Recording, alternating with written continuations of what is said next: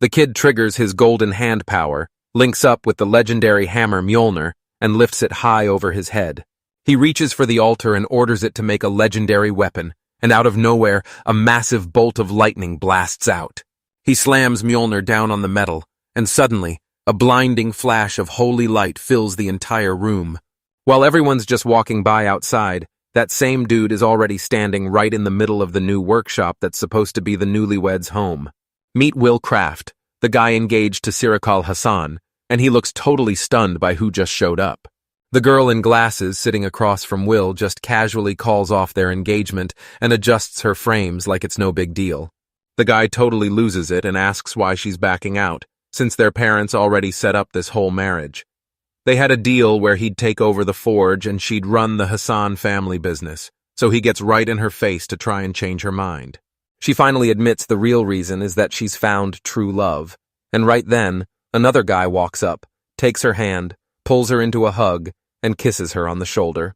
He keeps his grip on the girl, flashes a sneaky smirk, and calls out, "Yo, Brother Vil!" Our hero is completely blown away as he realizes Seaton was behind it all, and he asks him how they even managed to pull it off. That kid with the same smile tells her that when Sirakil's dad died, Will was way too busy with work. But Seth was the one who actually stayed by her side to help her through it. Our main guy suddenly yells that he didn't have a choice. He was doing everything he possibly could to keep the Hassan trading house from being destroyed. Seth just grins and shuts that down, saying the only reason things got better was because of a massive lucky order that popped up out of nowhere. Our hero is totally shook by what he sees. The girl asks if this is all just a huge coincidence.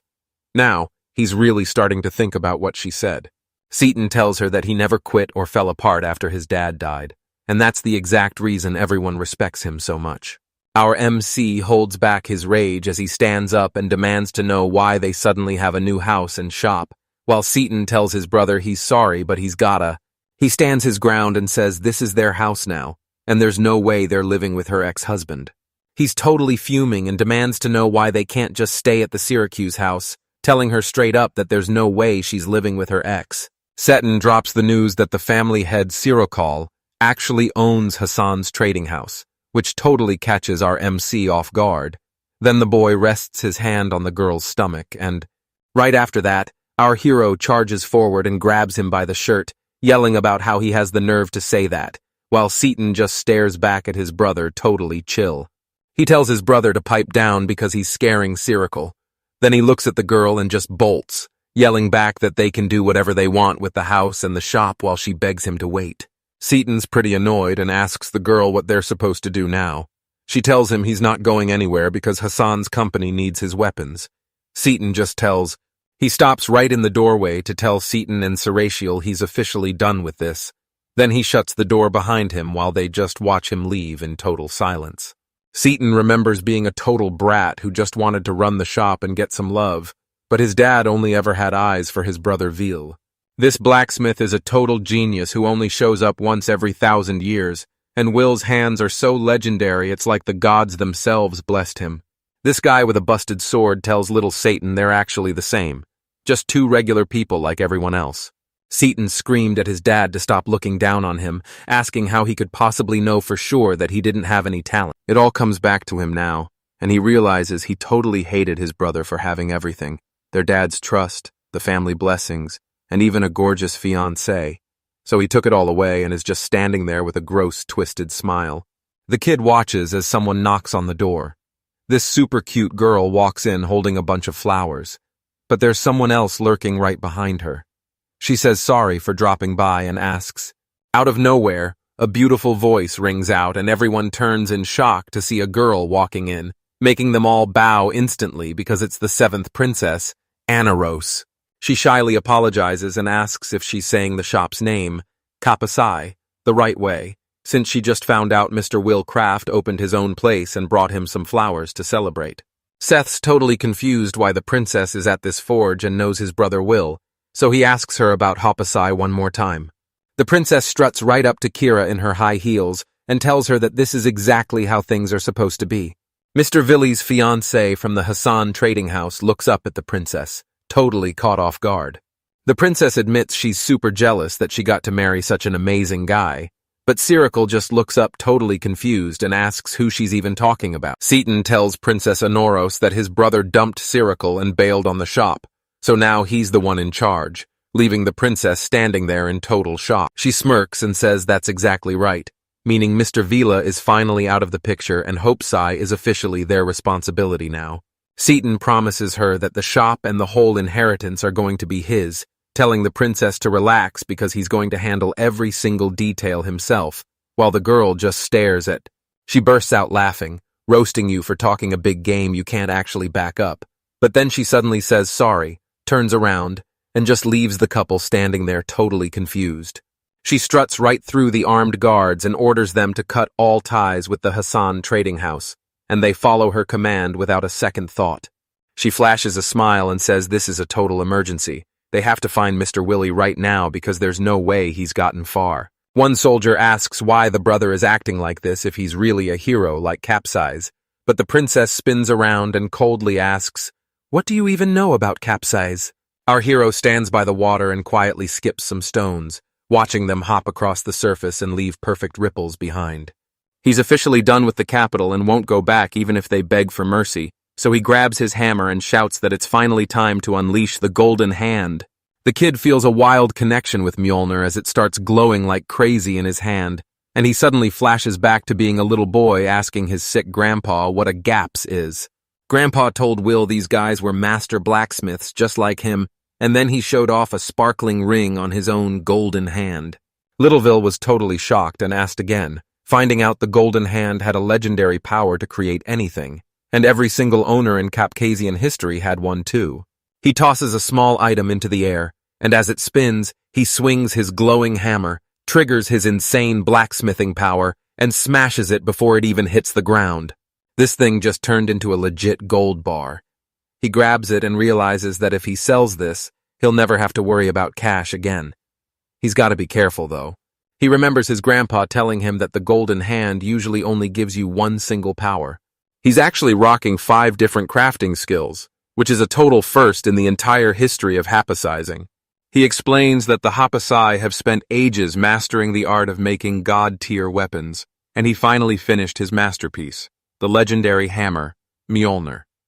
Now he's handing the weapon over, officially naming him the new Hapasai, while the guy just stares at the hammer in total awe. Not only did he take over his grandpa Gankoji Craft's title, but he also inherited a literal divine weapon. The king personally asked him to look after the kingdom's top tier. The princess looks her guards in the eye and tells them straight up that Mr. Kapasai is the only reason the entire world is finally at peace.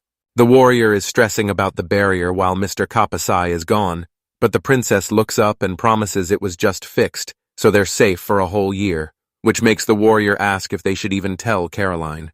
The princess says it's fine but tosses the flowers anyway, mentioning they just checked out the hero's sacred sword, and Will points out that if they aren't fighting a literal army of ancient dragons, the blade is going to get dull super fast. The girl spins around and orders everyone to find Mr. Will right this second. She shouts for them to guard the barrier and keep the whole city safe. She tells them to get moving now. Everyone.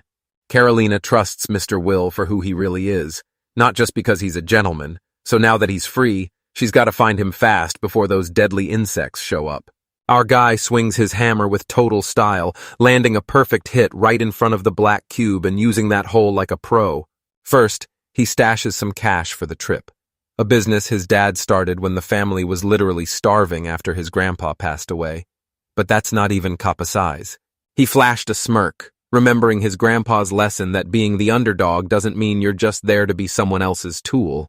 Grandpa always hyped up the legendary divine hammer of Mula Nier as the ultimate example, and now it's finally time for Veal to step up as the Gapaze and follow. Grandpa rests his hand on the crying boy's head while he hugs the food tight, telling him one last time to use the Kapsai to send gifts to the heavens right before his... He's totally sure his grandpa was the one who guided him, so he chucks the object into the air and takes a massive swing with his hammer. He slams right into the thing, only to realize it's a crystal of random motion. A random teleport crystal pops up that zaps you to places you've never seen, so our MC grabs it and activates it right away. He shuts his eyes and dreams of becoming a total legend like his grandpa Genkuji. heading out on an adventure to level up his skills and find some epic inspiration.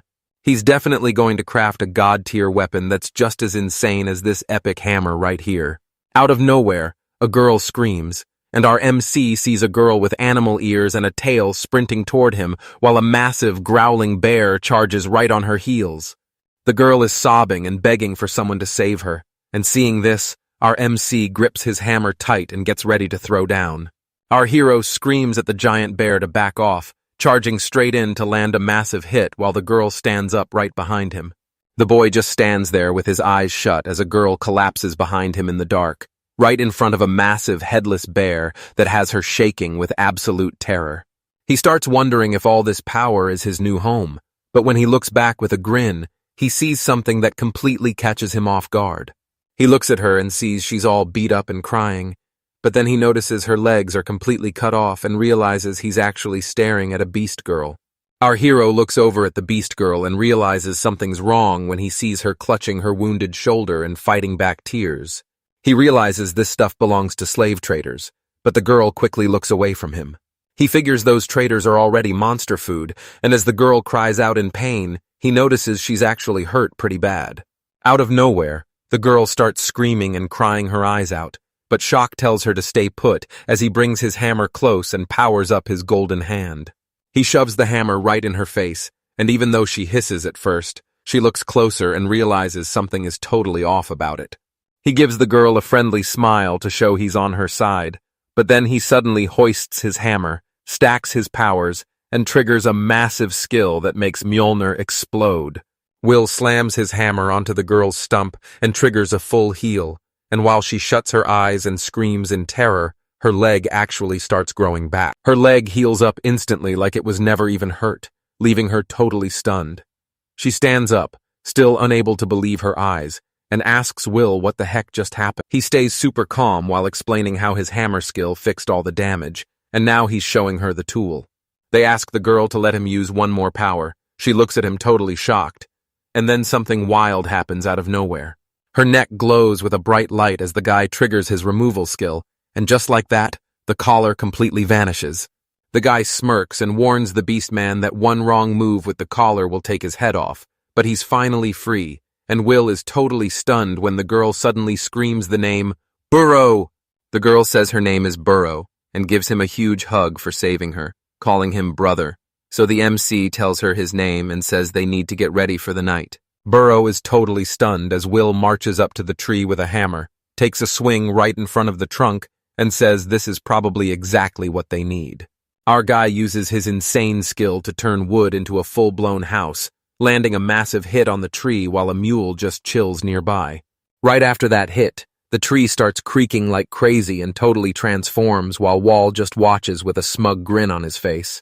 Burrow is absolutely terrified and can't believe what he's seeing, shouting, "What the heck? Did that tree seriously just turn into a house?" A wooden house pops up right in the tree with a ladder and a swinging lantern at the bottom, and our hero tells Burrow to head inside. Right now, things are getting wild at the Gatanaga border where smoke is everywhere, and the knights just realize they're facing a massive army of ancient dragons that could destroy literally anyone. A night guard spots a massive iceberg, but he's totally blown away when he sees a mysterious figure standing right on the peak. A girl with a sword comes down from the mountain, and everyone instantly knows she's the legendary hero, Lady Caroline Iceberg, the master of the icy sacred blade. A knight asks if she's all by herself and warns her that one barrier isn't enough to save the kingdom. They need an ice heroine for real peace, so they invite Lady Caroline to head back to the castle with them. The girl checks out the sword while a knight watches her in the wild, but she realizes the blade is actually super dull. The knight totally gets her and says even the holiest swords get dull over time, thinking about how the usually ice-cold Lady Carolina actually surprised everyone with a rare smile. She starts to explain that's exactly why, but she vanishes before she can even finish her sentence, leaving the knights totally stunned that she just blinked out of existence. Right in the middle of the busy capital of Gatanaga, a girl suddenly pops out of thin air with a glowing sword and a weird little creature riding on her shoulders. She can tell right away that it's actually a cat, and as it rubs its tail against her cheek, it asks if she's hyped to finally see her owner again, while a diamond mark glows on its forehead. She looks at the cat and tells it that she's finally going to see Mr. Will. The cat with the closed eyes admits he's a huge fan of Willville because his work is literally perfect, and no other hapsai has ever taken such amazing care of the sacred sword. The cat gets super annoyed and smacks her, reminding her that Will said her sword stays sharp until she slays 100 ancient dragons, which explains why she just went totally wild on that whole pack. She just grins and admits it's all true. She's holding that blade for Mr. Willie, and he's the only reason she's even there. She calls in to say they've already made it to the house, then grabs a mirror to check her look, and asks her cat for a vibe check, and the cat totally agrees she looks stunning. Seaton swings the door open to welcome his guests, but he freezes the moment he sees who's there. The girl's smile instantly vanishes, the cat disappears into thin air, and Seaton quickly bows once he realizes it's actually Lady Caroline. The girl asks where Mr. Will is, but the kid tells her his brother isn't around, so Carolina heads inside to wait, only for the boy to drop a bombshell that he fired his brother and owns the whole shop now. Out of nowhere, the girl whips around and glares at him with a terrifying vibe, making the guy freak out and cover his face. He's totally freaked out, asking if she's really this mad over her brother, while she's already figured out this idiot is the one who scared Mr. Will away. She points her sword right at the boy's face, stopping just inches away, and demands to know where Mr. Will is so he can fix it, then asks if he thinks she. He leans in and tells Carolina that instead of his brother, he's going to give her a legendary frozen sword, but she shuts him down instantly and says there's no way he can pull. This cat is chilling right on the girl's sword, thinking only Carol and Veal can see her, but she's got a hunch her brother might be able to see her too. Ready. He's super confident he'll crush it, acting like his brother's mission is basically a piece of cake for him. Wait. Acting? She pulls his sword away and asks if he knows how bad things will get if he fails, but he just grabs it back and tells her to trust him. This guy's got his sword ready and is totally sure that once Carolina sees his skills, she'll definitely want to come back. He realized his brother just got a head start by being born first, and now he's about to snatch away every single thing that guy cares about. The kid swears he can do the same thing as his brother, so he tells them to watch closely as he positions the sword. It starts glowing, and the cat is suddenly hit with a... The kid says it's all super simple, but the cat screams that it hurts like crazy and tells him to be way more careful. Out of nowhere, the cat blows up into a massive giant with a sword floating in its mouth, and it screams at him to stop right there. He jumps back, staring in total shock at the sword just floating there in midair, when suddenly, a stinging pain shoots right through his hand. Grain reaches out and the sword flies right into her hand, and after checking it out, she says this blade is totally filled with pure rage. The cat steps right onto the blade and calls Seaton out for just using the sword like a tool, while Will actually respects his weapon because he knows it has a soul of its own. The kid gives a nervous grin and asks what kind of craziness is going on with things merging together, but the cat just sighs because this guy is honestly hopeless. Carolina reveals this holy sword actually has a mind of its own, and while Mr. Will kept it in top shape to stay powerful, she suddenly turns around and yells that she's never... She turns back and admits that both she and the sword are actually blown away by his skills, because he's on a completely different level compared to his brother Lordville. Cyril walks right past the girl looking totally stunned while Seaton yells for her to wait, but then he finally realizes it's Lady Carolina and screams for her to stop. Suddenly, the guy drops to the ground and yells that he's not losing to his brother, leaving the girl totally stunned and asking what's going on.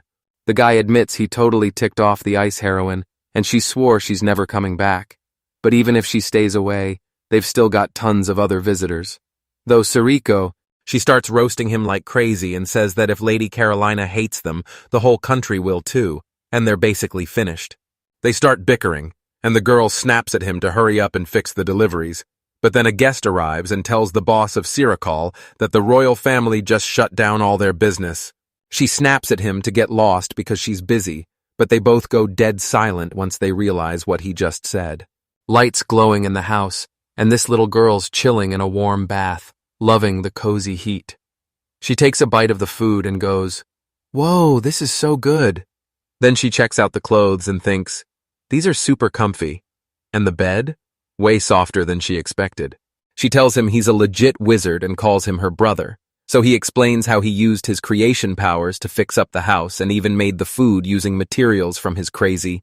She's lying on the bed, totally hyped, saying how insane it was and that he's seriously the coolest. It finally hits him that someone is actually being real with their praise, which is a huge change since Sirikai just expects him to grind out items like a machine every single day. The beast girl flashes a huge smile and calls him a god, while he just keeps his cool and stares right back. Our hero suddenly remembers his grandpa and realizes the old man was a total genius who spent his life building the most insane magic gear ever. The kid's dad wasn't as talented as his grandpa, but he worked super hard to make stuff that actually helped people. He thinks back to his dad and grandpa, realizing he learned everything from both a total genius and a regular guy. He finally admits to her that he's not actually a god, but just a normal blacksmith who wants to make people happy with the stuff he creates. He stares at her lying there all peaceful and asks if she's already out, and since her eyes are closed, he figures she's just totally wiped out. A birdhouse hangs from the tree outside, and as the sun comes up, our main guy slowly opens his eyes in his bed right by the window. Our guy stretches and gives a huge yawn as he realizes it's already morning. But then he spots something that makes him totally freeze in shock. He spots a girl in short shorts chilling on his bed with fluffy ears and a tail, and he has no idea who she actually is. Our MC is totally floored to find this random girl sleeping in his bed, and while she's definitely a total 10, he spots her weird ears and starts thinking something is seriously off. Vilyux and Shock are totally stunned as the girl wakes up, stretches out, and gives her brother Ville a super cheerful good morning.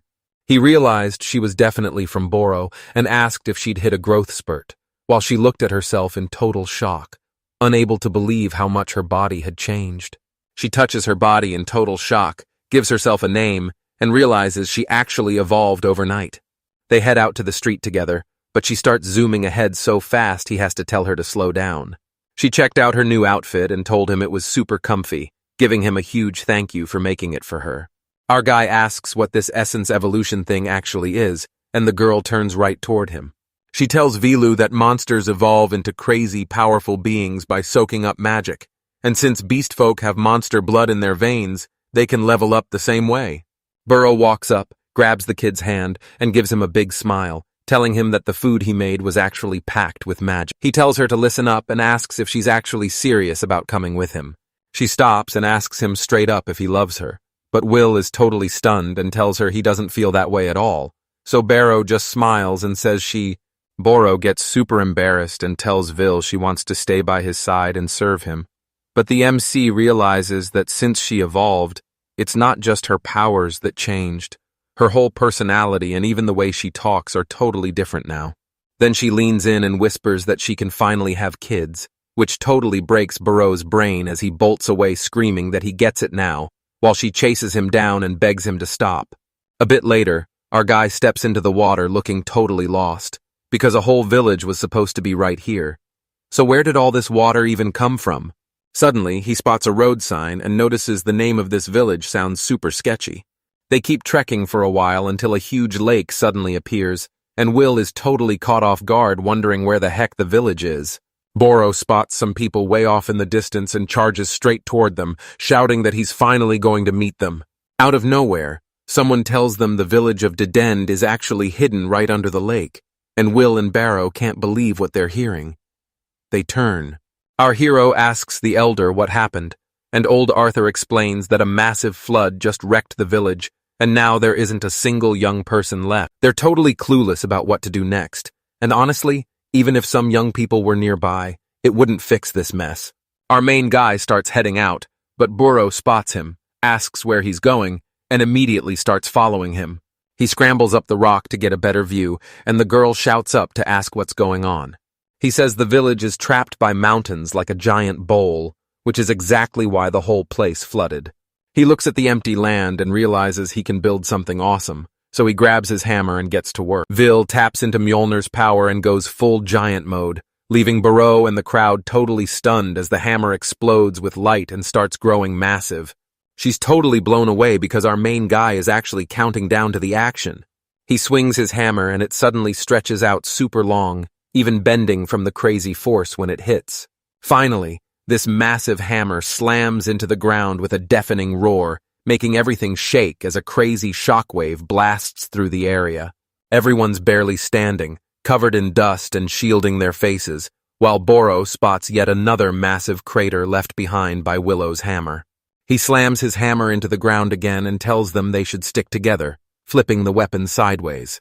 He slams his massive hammer into the mountain over and over, and with one final hit, the giant rock just starts shattering into pieces. A hole suddenly rips open in the mountain and water starts gushing out, but our hero just watches and says this is actually a total win. Everyone looks at where the water ended up and realizes our boy just built a whole reservoir. The old man yells that the water is dropping fast, so they rush back home, but they find a total nightmare waiting for them. Every single house is completely trashed. Arthur drops to his knees as the truth finally hits him. Everything is totally destroyed, just like he feared. Will realizes water is a nightmare for old wooden houses, and suddenly, a black cube appears right over his head. The conductor points his hammer straight ahead, and suddenly, pieces of the cube start flying everywhere. Everyone is totally freaking out and asking what he's doing, but he ignores them, triggers his golden hand, and his hammer starts glowing with insane power. Our guy triggers his melting power by slamming his hammer down, and suddenly, all those wrecked houses start shifting and fixing themselves right before their eyes. The houses are all finished with brand new materials, and our hero says everything's perfect now that he's made them extra strong. Everyone is losing their minds with joy because their homes are finally fixed, and they're literally pinching themselves to make sure it's not a dream, while the elder checks the walls, notices they're way tougher than before, and jokes that he's basically turned into a legendary wizard. The villagers bow low to thank him since the elders can finally live in peace, and one guy jokes that for someone with a golden hand, this job was a total breeze. The elder speaks up to thank him and asks if they need anything, all while keeping his face pressed to the dirt. Standing by the fireplace at the table, our MC says that saying thanks is basically trash if you can't pay back the person who helped you. Otherwise, the whole village is just gonna stay. Vil hears them out, scratches his head, and tries to think of a good question to ask as a way of saying thanks. Suddenly, the kid remembers something and asks if they have any weapons or special gear, but the villagers just stare at him like he's totally lost it. Our guy walks into the room and sees a sword covered in magic seals, and he's totally freaked out to realize it's actually a super dangerous cursed blade. The old man tells them that way back in the day, a hero used this exact sword to take down an evil god and save the entire village. But then he totally lost it, so his ancestors had to lock that sword away deep inside a secret shrine. Will grabs the sword with both hands and realizes this thing is straight up terrifying, while the old man shines a light on it and asks if he's really sure since nobody else can even touch the blade. Will orders Burrow to wait outside, but she refuses because she can't protect him if things go south while she's stuck out there. He's totally down and doesn't waste a second, swinging his hammer high over the sword. The old man tries to speak up, but the kid slams it down instantly, letting loose. The old man is totally losing it in shock as our hero pulls out a sword that's literally covered in cracks. Our MC looks at the sword and complains about his rotten luck, because the blood left on the blade kept him sealed away for ages, and now he's totally covered in rust. The old man comes back and asks Villain who he's talking to, and the kid says you can hear the voice if you just imagine him as a sword. Our guy realizes this creepy cursed energy is leaking out of him, and it's drawing in something super mysterious. The girl screams for the boy to watch out, while older Arthur warns her to stay back. Our guy freezes up and warns everyone that the sword is cursed. Just touching it will mess with your head because of its super dark and tragic past. Out of nowhere, the flower energy morphs into a weird beast, and our hero is so shocked he just yells, "Who are you?" The donkey is totally shocked and asks who they're even talking about, while the old man wonders if Will can actually see the sword's spirit. The old man says only the chosen can see the sword's spirit, which makes everyone wonder if there's actually a soul inside that blade. But these holy swords have a huge catch. They're meant for everyone to use, not just some special chosen ones. Our hero reveals that the sword meant for only one person is actually a total curse dripping with dark magic. Elder Arthur shouts at him to drop the sword right now, and even Burrow is looking totally stressed out for Will. This sword makes anyone who touches it go totally crazy, and the owner was locked up before being tossed into this dungeon. Our guy is screaming in pain, but the creature in front of him begs him to break her so she can finally be free. He explains that he wants to make these tools so fun to use that everyone will keep coming back for more. The kid refuses to let go of his hammer because it's the only thing that can save him. Our guy triggers his golden hand and slams Mjolnir into the sword with a super flashy swing. Burrow is this ancient cursed guy watching everything from the shadows, but everyone's about to find out he's actually a blacksmith named Kapasai who just fixes tools. He swears he's finishing this for good, and now that he's called Night Sky, he's swinging his sword around like it's absolutely nothing. The cursed monster starts crumbling into dust, and out of nowhere, a massive beam of light shoots from the building straight into the clouds. He superheats the metal and smashes the sword with everything he's got, sending out a shockwave so crazy that Burrow and the old man can barely stay standing. Right then, in the kingdom of Gothainaga, a girl asks Will where he's been, but the cat suddenly freaks out and she asks Ice what's going on while the cat looks away. The girl on the cat looks right at the glowing beam and realizes instantly a brand new sacred sword has just entered the world. He reaches for the glowing sword, weird symbols flash across the blade, and this creepy cursed energy starts swirling all around it. That creepy monster above the sword suddenly morphs into a naked woman, and in a total flash, clothes just pop onto her. The girl is totally hyped to meet him for the first time, calling him a genius master before quickly switching it up to call him her creator instead. Our hero grabs the blade and asks the girl if she's hurting even more now. She tells him yes. It turns out she's actually the spirit living inside that sword. This is the legendary. She explains how she was actually reborn, turning from a nasty cursed sword into a holy blade, and she finally realizes he's the one who created her. Elder Arthur spots a girl in bewilderment and asks what he's looking at, while Bro gets all hyped up and tells him it's something totally legendary. Burrow Shaley tells the girl she's totally stunning, but she just asks if anyone besides her creator can actually see her. He tosses the sword over to her, and as she catches it in total shock, she asks if only a hero is allowed to hold a holy blade like this. Out of nowhere, she starts swinging her sword around, gripping it tight while looking off to the side like she's wondering what's there. She looks at the sword and admits that the moment she picks it up, she just knows exactly how to swing it, while the boy says Burrow taught him that same trick this morning. Burrow is totally shocked and makes him repeat himself, so he explains that even his sword leveled up and got way more powerful, which she knows is basically unheard of since weapons evolving is a huge deal. Vil mentions that over in the Far East, they have this tradition of carving the master's name straight onto the sword. His grandpa was the one who told him all about it. He even used... Elder Arthur holds up his lantern and tells Will he's totally shocked, because Will is actually the first person to ever forge this legendary blade. Will remembers how the old man Gon Kuji was always bummed he couldn't forge a holy sword. So now that Will's the first to actually do it, Burrow asks what happened next, and why he isn't hyped about making a literal god-tier weapon. He admits he just finished a job someone else started, so none of this was actually his own work from the get-go. Everyone at the villa is super hyped that Yosora is finally happy, and the girl is staring right at him, totally locked in. He promises that one day he'll start from zero and forge a god-tier weapon he's finally happy with. Carolina stood there frozen with her cat on her shoulder, staring at that flash in the distance and thinking there was no way this was actually real. The cat is totally stunned that a regular guy made the holy weapon, and as Carolina asks if it's for real, the stranger just starts laughing like crazy. The girl suddenly starts laughing like crazy, so Ice asks her what's so funny and if she finally figured something out. The cat is totally shook by what we just did, while the girl cheers that the whole world is finally going to see its true power. Suddenly, she gets a huge spark of inspiration and bolts, telling Ice to find a new sacred sword right where they jumped while the cat is totally caught off guard.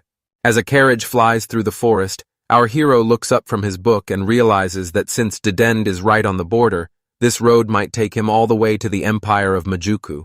He snaps the newspaper shut and tells them they're going anywhere but back to their old kingdom. Burrow straps himself to the cart like a total beast and jokes that Will is lucky to score a whole cart for free. Our hero pokes his head out of the carriage and says he couldn't say no to their thanks for helping the village, while everyone waves him off with huge smiles. The kid brags that he was even trusted with the sacred weapon of darkness. Then Burrow turns back to Will and asks if she's actually coming with him. He promises her it's all for the best, asking her to look after Yosora and treat her right so that one day she can finally make someone else happy. Yuzuru chills on the roof of the carriage and shouts that the air is so fresh it's crazy, totally hyped to finally be outside. To thank him, the girl offers to teach Burrow how to use a sword, and she's actually shocked, wondering if she can really get even stronger. Out of nowhere, a massive blast of wind sends everyone flying and they're all screaming in total shock. Nobody has any clue where this crazy wind even came from. But then Burrow looks up, sees, out of nowhere, a horse drops from the sky and stops right in front of the cart, while a super annoyed dragon glares at the whole group. Our guy freaks out and screams that it's a green dragon, then the beast suddenly flies up to hover right over them as Will warns everyone it's attacking from the sky. He's super hyped that these green dragon scales are perfect for making armor, while Yuzuru realizes her creator only sees monsters as loot to be farmed. She turns around with a smirk and says, "I've got this," taking over Burrow's training, but she gets the shock of her life in the very first match. Our MC swears he's going to test Yuzuru's powers right then and there, while Nasai tells Burrow to get moving, and she heads out taking Persevord along with. The dragon lets out a massive roar and dives straight for them, so Yuzuru tells Burrow to stay sharp and she's totally on it. The girls fly straight at the dragon, and right as he's about to blast them with fire, Burrow squeezes her eyes shut. She slowly pulls the sword from its sheath, and our main character is just standing there completely blown away. Without even opening her eyes, she swings her sword and nails the dragon right in the throat. The guy winces as blood starts dripping from his neck, and the girl cheers to Will that she actually landed a hit. But then she suddenly freezes up like she's totally lost her. She notices the wound is barely a scratch, which is actually a huge problem, and then the dragon suddenly starts blowing up like a balloon. She grips her sword and admits she's totally freaking out, but when she's told to look up, she's shocked to see Yuzuru standing right there. Yuzuru pops up behind the girl and warns her that hiding her feelings will make her soul sword lose its glow. Then she tells Burrow to wake up and start following his heart. She says that even in the pitch-black darkness, there's always a tiny spark of hope, but Burrow isn't taking any chances and keeps his sword ready for action. They both end up inside the dragon's belly, and the second Burrow sees it, he's ready to strike, so Yuzuru tells her to go first and jumps right in to help. The dragon blasts a massive wave of fire right at her, but she blocks the whole thing like a total pro. Burrow takes the dragon down with one massive swing, and as the beast crashes to the ground dead, she sticks the landing like a total pro with her sword in hand. The girl is totally stunned, so the MC walks over to tell her she did an awesome job. Burrow cheers that they pulled it off, but Yuzuru just casually mentions that wasn't even 1% of her real power. She turns away and tells her that a tiny trick like that isn't going to win on the first shot. Burrow points out that even with her power-up, Yuzuru is still a total noob with a blade, but our guy just pats her head and tells her she did an awesome job for her first try. Vil turns to Yuzuru with a big grin and asks if it's actually for real, and as she nods her head, Burrow just watches them with a massive smile. ICE tells his mistress there's no rush as they stroll through the forest. But then Carolina drops a massive secret, that Holy Sword can literally wipe a whole kingdom off the map. And Ice warns that a massive war is about to break out over who gets Willem. But the girl says the real danger is the world finding out he's actually carrying a sacred sword. She gets all shy and admits she's going to be the first one to confess to Will, while the cat just chills on his shoulder. The cat is totally confused and asks why they're back at this again. But the girl explains that once everyone finds out Vil is a master who can forge holy swords, every girl is going to be fighting for his attention. She screams that there's no way she's letting this happen and demands to know where they are. So Ludovic the cat tells her the holy sword is at the very edge of the kingdom near Dead End Village, right on the border of the empire. Out of nowhere, she stops in her tracks and starts asking about the Majuka Empire, wanting to know who their legendary hero is. The whole crowd starts hyping Burrow up and things get super loud, when suddenly a massive bolt of lightning rips through the sky, leaving a totally lost Burrow asking what he's even supposed to do next. Out of nowhere, a massive bolt of lightning slams down right above them, making everyone shield their eyes as our hero starts panicking, wondering if he's the one who actually triggered that crazy. Out of nowhere, a girl with an eye patch and a weapon shows up, shouting that she finally found her teacher. The whip girl smirks and says it's been way too long. Then she turns to the teacher while Burrow asks who she actually is. Out of nowhere, the girl pops up right next to Burrow and gets ready to strike, shouting that everyone's about to see if she can actually protect her teacher.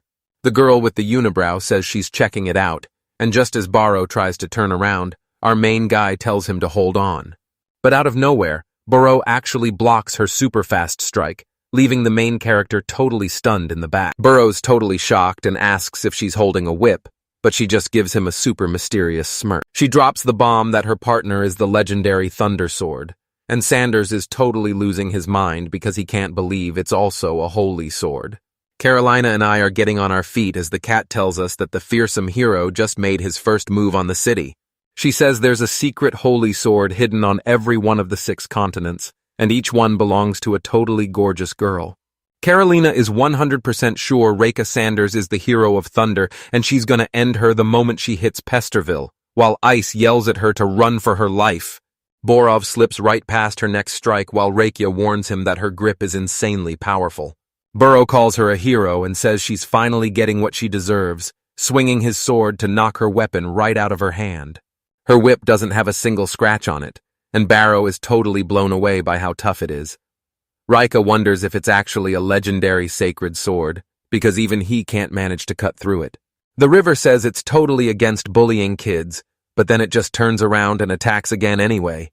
The Burrow gets sent flying back as Reika jumps in and blasts it with a massive shock of electricity. The river tells Burrow to vanish, and he suddenly realizes just how much danger he's actually in.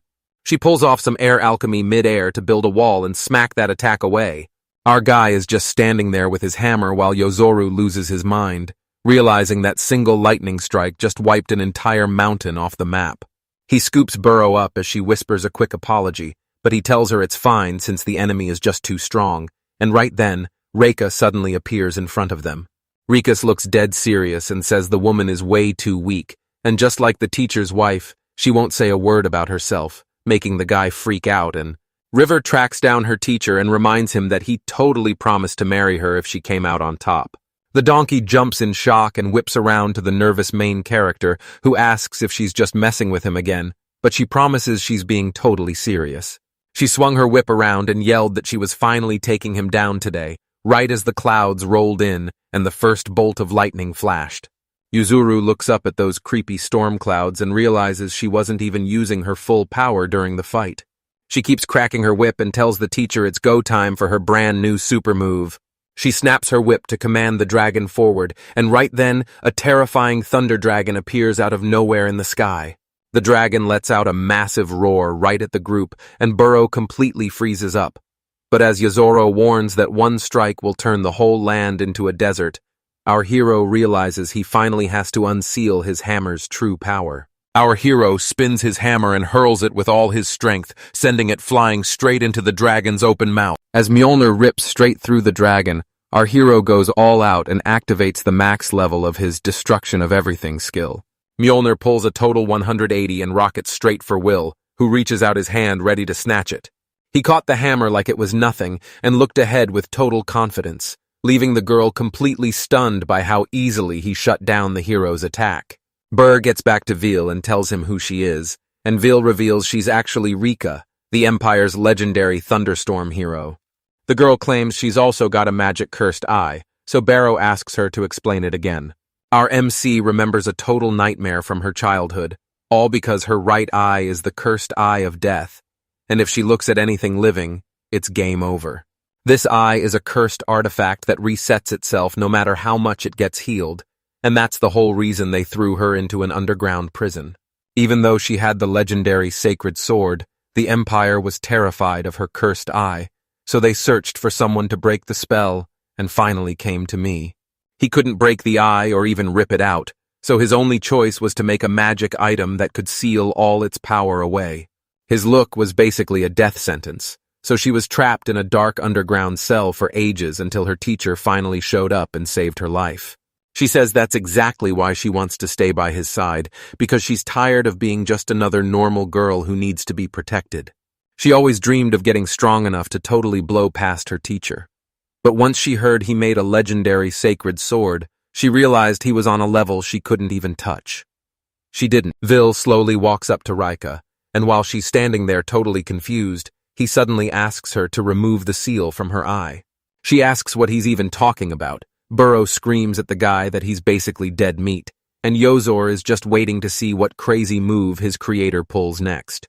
With a super confident look, he asks if she's ready to put her life in his hands, and she just freezes up because she's totally shocked by the question.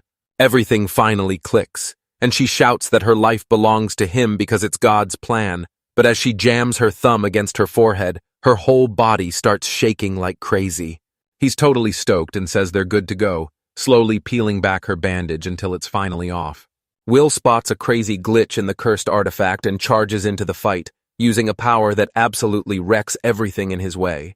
He taps into some insane alchemy and smashes his hammer right into the circles floating over the girl's face. They're staring each other down when a weird symbol suddenly glows in her eye, leaving her looking at her teacher in total shock and confusion. Rika is still standing there, hiding her face as she nervously asks if he's even alive, but when he casually tells her he's totally fine, she's even more. She says her eye is totally healed, and Burrow notices they're actually glowing, making Yuzuru wonder if that shrine was built using the cursed eye. He confirms it's for real. The darkness of the night was actually a cursed demon sword, and since Reika's right eye is a cursed artifact, he turned it into a sanctuary to create the dark sacred sword. Breaking the curse isn't about the item, it's all about how the spell was put together, and Reika is totally blown away by this. He ripped the cursed artifact into pieces and snapped it back together, not to make something new, but to bring it back to exactly how it used to be. Out of nowhere, a girl leaps forward and demands a second super move, leaving our main guy totally shocked as he asks if another one even exists. They start trading blows in a wild scuffle until she pins him down, and he starts whining that she's squishing him way too hard. Sobbing her eyes out, she asks how he actually broke the curse and thanks him, but he just gives her a confident look and says she's the one who got way stronger. She's super hyped that he actually remembered her and tells him to make her his wife right now, but he totally shuts her down. It's already late at night in the kingdom of Haitanaga, and inside a dark room, a guy is just standing there right in front of a table. He grabs a strange item and presses it onto the blade to leave a glowing mark, and suddenly, every single weapon in the room explodes with a blinding light. He flashes a creepy grin and tells them that with just one click, the truth stays buried forever. He turns around to say thanks because that gift is going to be a total lifesaver, but the hooded guy just waves him off like it's no big deal. A hooded guy tells Seaton to use the opening while he fires up the masking seal. Licks her lips and straight up asks her teacher if he'll marry her if she wins, but is she actually for real? She says that with this new right eye, she can basically do whatever she wants now. She orders the King of Time to freeze the clock for her teacher, throwing her arms out in a totally epic pose. The girl zooms past the boy as he dodges, landing right over Burrow, who's so shocked he's completely frozen. The girl is totally shocked and asks why he's fine while she's struggling, so he just gives a tiny smirk and tells her it's because he's the one who actually made that artifact, the Eye of the King of Time. The kid explains that God didn't want people using his creation to kill each other, so he built a secret safety feature right into it. Burrow tells the guy he looks like a literal god, but Rika knows it's all a big lie and there's nothing fair about it. They're rolling toward the Menyuk Empire in a carriage when Rika drops a truth bomb. Vila never actually agreed to marry her, but she still has to tell the Emperor he's the one who fixed her eye.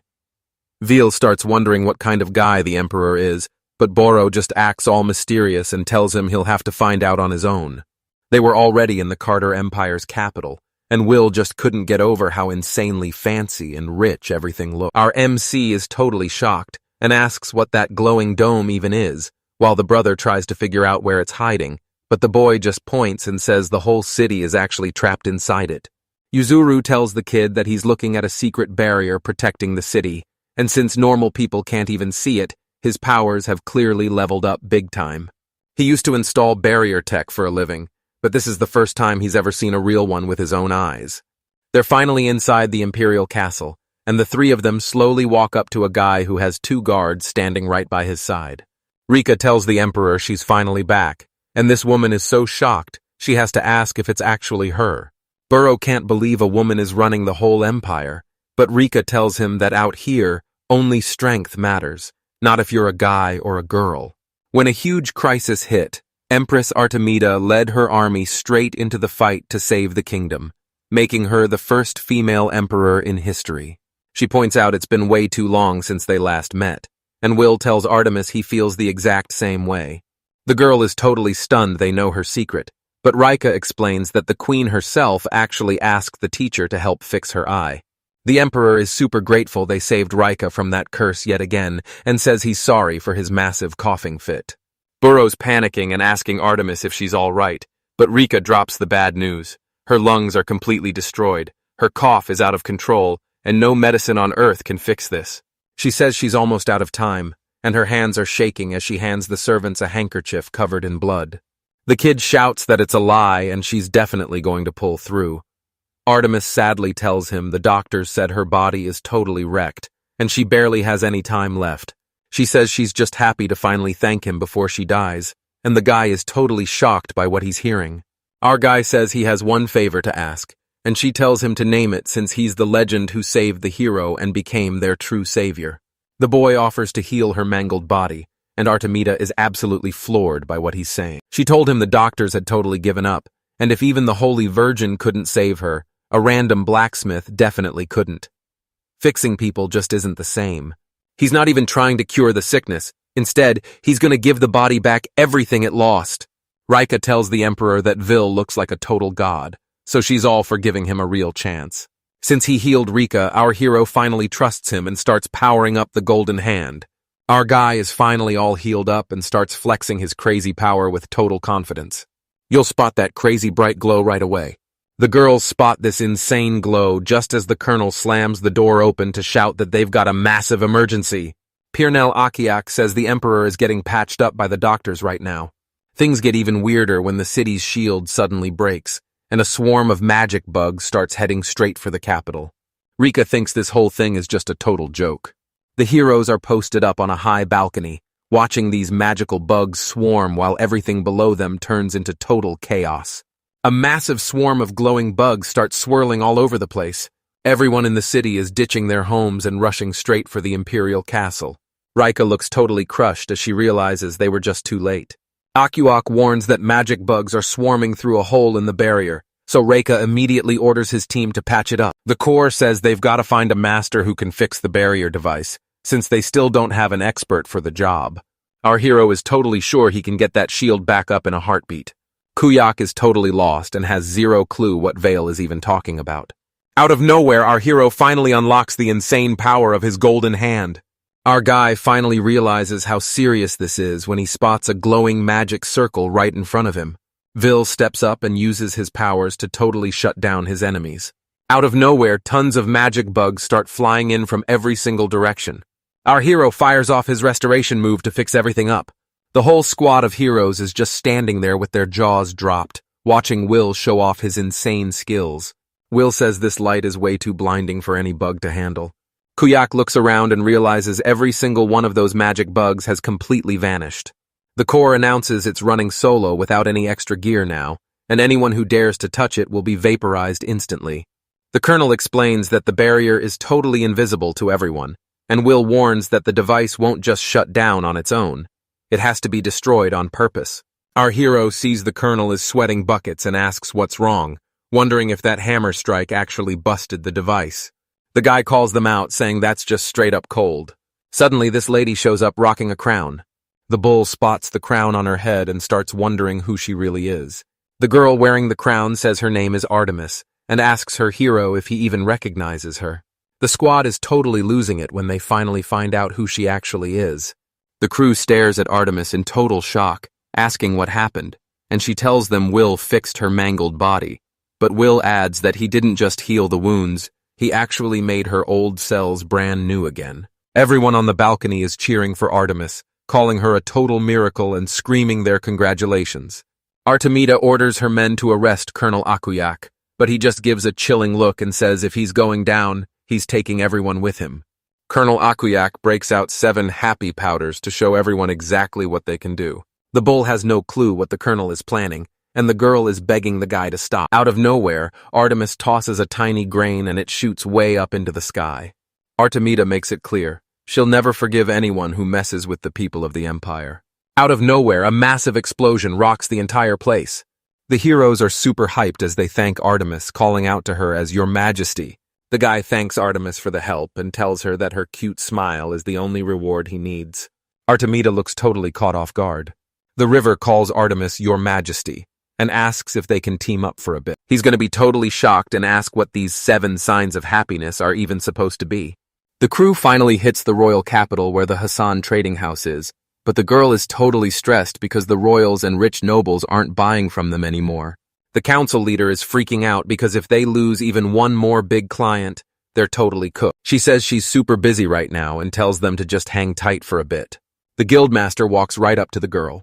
Karakar is totally shocked and asks what would bring a big-shot S-class guildmaster all the way out here in person. The guildmaster is seriously hyped and keeps thanking them for that insane new sword they just scored. Sarakar remembers Veal forged this sword, and the woman adds that they just got 50 more Class A blades in stock. She's dying to know how sharp those blades actually are, while the other guy just grins and says they look totally awesome. But honestly, they're not nearly as good as they're supposed to be. Sirakar spots a bunch of busted-up swords lying right in front of him. The guild leader just found out that the high-rank sword they bought is actually a total scam. She explains she's doing this because one of her top guys almost got seriously hurt, and now she's suing Hassan's trading house for fraud. The girl with glasses keeps swearing this won't happen again, because if they get caught, it's game over for all of them. The branchmaster says the trading house has seriously hit rock bottom. She spins around and tells them straight up that she'll see them in court. Seaton realized it was way too easy to trick these guys. He admits his forgery trick works like a charm, explaining how he buys cheap swords, slaps a fake logo on them, and tweaks their look just to sell them for a massive profit. The sword snaps in half, and Sirakar immediately asks his brother what this is supposed to mean. Looks like your machine is totally hooked on that sword and wants to figure out all its secrets. She saw right through him and knew the sword he forged was a total fake. The heroine just dropped the news that the S-Rank Guild is officially filing a complaint because of what Sendon's pulled. He points out they're already making bank, and right now, they only care about selling as much as possible instead of making sure it's actually good. The secretary is totally losing it because some people care more about money than quality, shouting that a real master would never say that and demanding an explanation right now. She warns them that if the quality drops even a little, everyone's going to ditch them for the competition. She's starting to wonder if this guy can actually be a better teacher than Will. The gray car orders the guy to forge a level A sword, so he asks for a bit of time to get everything ready. She tells him there's no way he can pull it off and that he's being totally stupid for even trying. Siarakara finally puts the pieces together and drops the truth. Veal was the secret power behind Hassan's company, because his swords were top tier and everyone wanted them. Will is seriously starting to get on Section's nerves. The guy says he can do it too, claiming that just using the cursed artifact will turn his weapon into a sanctuary in a total flash. CRR laughs in his face, calls him a total fool, and tells him that life doesn't give you shortcuts like that. And then she brings up Will. She finally admits she was just as clueless, realizing how dumb it was to ask him to wait. Sirkar just slammed his fist right into the guy's face. She compares him to Will and realizes he's way more impressive. Takeshi drops to his knees and slams the ground in total rage. It hits him all at once. Will is literally better than him at everything. This guy is totally fed up and starts snapping at everyone. Polo points right at the spot and calls out to Will. We're talking about the lands the Empire scored straight from Queen Artemis. Vil says he doesn't need any thanks, but Artemis shuts that down because the guy has literally saved the entire Empire 3 times. Polo wants to name the place Will Craft Behind, but Will thinks it's way too long, though he's just glad to have smart people around since a whole crew is coming to help. Artemida mentions she's gonna need a workshop too, then starts asking Will for all the details on the village. Suddenly he realizes the whole village is a total ghost town. There's literally nobody left. She slams into the ground and a sharp sting of pain shoots right through her. This massive beast is about to pounce right on the girl. She tells them that Erica is nowhere to be found. Will whipped out a hammer to keep the girl safe. He doesn't slow down for a second and slams his hammer down with everything he's got. She stands tall and makes it clear that she'll never forgive anyone who dares to lay a hand on a girl. The girl screams at him to stop, begging him not to kill her grandpa. She reveals his name is Vila Crafta di Rowley, and another girl asks if he's the new gentleman. The villagers are super hyped to ask the new lord for help, but a girl with fluffy ears is totally confused about what a hero even is. This girl right here is named Noah. Noah points at the lizard, and get this, it's actually the village elder of Sebast, leaving Will totally shocked as he asks how the old man even turned into a reptile. She turns around and shows off the lizard scales covering her skin. Turns out this is actually the curse of the white dragon god, who's literally living inside the white dragon's spine. She explains that this ancient god controls the wind, and if you get caught in it, you'll be cursed to turn into a dragon. But she warns that if the curse gets even worse, Will shouts that he wants to give it a shot, but then he suddenly spots a glowing magic circle. This guy is grinding like crazy and he's totally fired up. I'm firing up this new power and calling it Golden Hand. This guy claims he's gonna wreck everything to build a brand new world, while that lizard slowly starts turning into a human. Noah's face lights up the second he spots his gray-haired grandpa. The old man is super relieved to be human again, and the girl explains that the new master is the one who actually fixed his body. Polo tells everyone to get in line for treatment, and the whole crowd starts grouping up to get healed one by one. The resident is totally shocked to see everyone back to their normal selves, and Vil confirms that it's finally all over. The girl asks where he's off to, and he tells her the white dragon is next, which basically means he's heading for the 7 happy moats. Our heroes finally reach the freezing, snow-covered mountains called the Spine of the White Dragon. Polo can feel the air getting super thick and heavy as deadly poison starts to surround him. She points out that without Mr. Will's shield, they'd be in the exact same nightmare. Will is shocked to find the curse is nowhere nearby, and the white dragon has completely vanished without leaving a single trace. Polo snatches it by the legs and it goes down instantly. She's like, wait, what even is that thing? Our hero spots a massive beast and instantly knows it's a white dragon. Polo speaks up and says the dragon is actually black, not white. The dragon shows off its insane power by blasting a massive stream of fire right from its mouth. The guy makes his move, fighting for his life as he swings right back at the dragon. We're gonna put this insane alchemy to work. The dragon swings its jaws open to strike and you can see the pure rage burning in its eyes. The kid realizes this is a way stronger version of the capital's shield, and Polo points out the holy barrier protecting them. He upgraded the barrier so it doesn't just block the dragon's poison breath, it actually bounces off physical attacks too. Suddenly, the heroes realize something is totally off. Let's see if there's any room hiding right under them. He asks if she's feeling okay after that close call, and Polo is just super relieved the barrier kept them both alive. Get this. This dragon can't even fly. Almost like some weird sickness is pinning him down, and now he's wondering if dragons can actually be cursed. The guy nodded to himself, totally convinced that his plan was the right move. The girls are freaking out and calling for him, but Mr. Will just marches straight toward that massive dragon. Polo thinks the dragon is raging because they stepped on its tail, but he'll swear up and down he had nothing to do with it. He tells his shocked friend that the monster isn't actually mad, it's literally crying.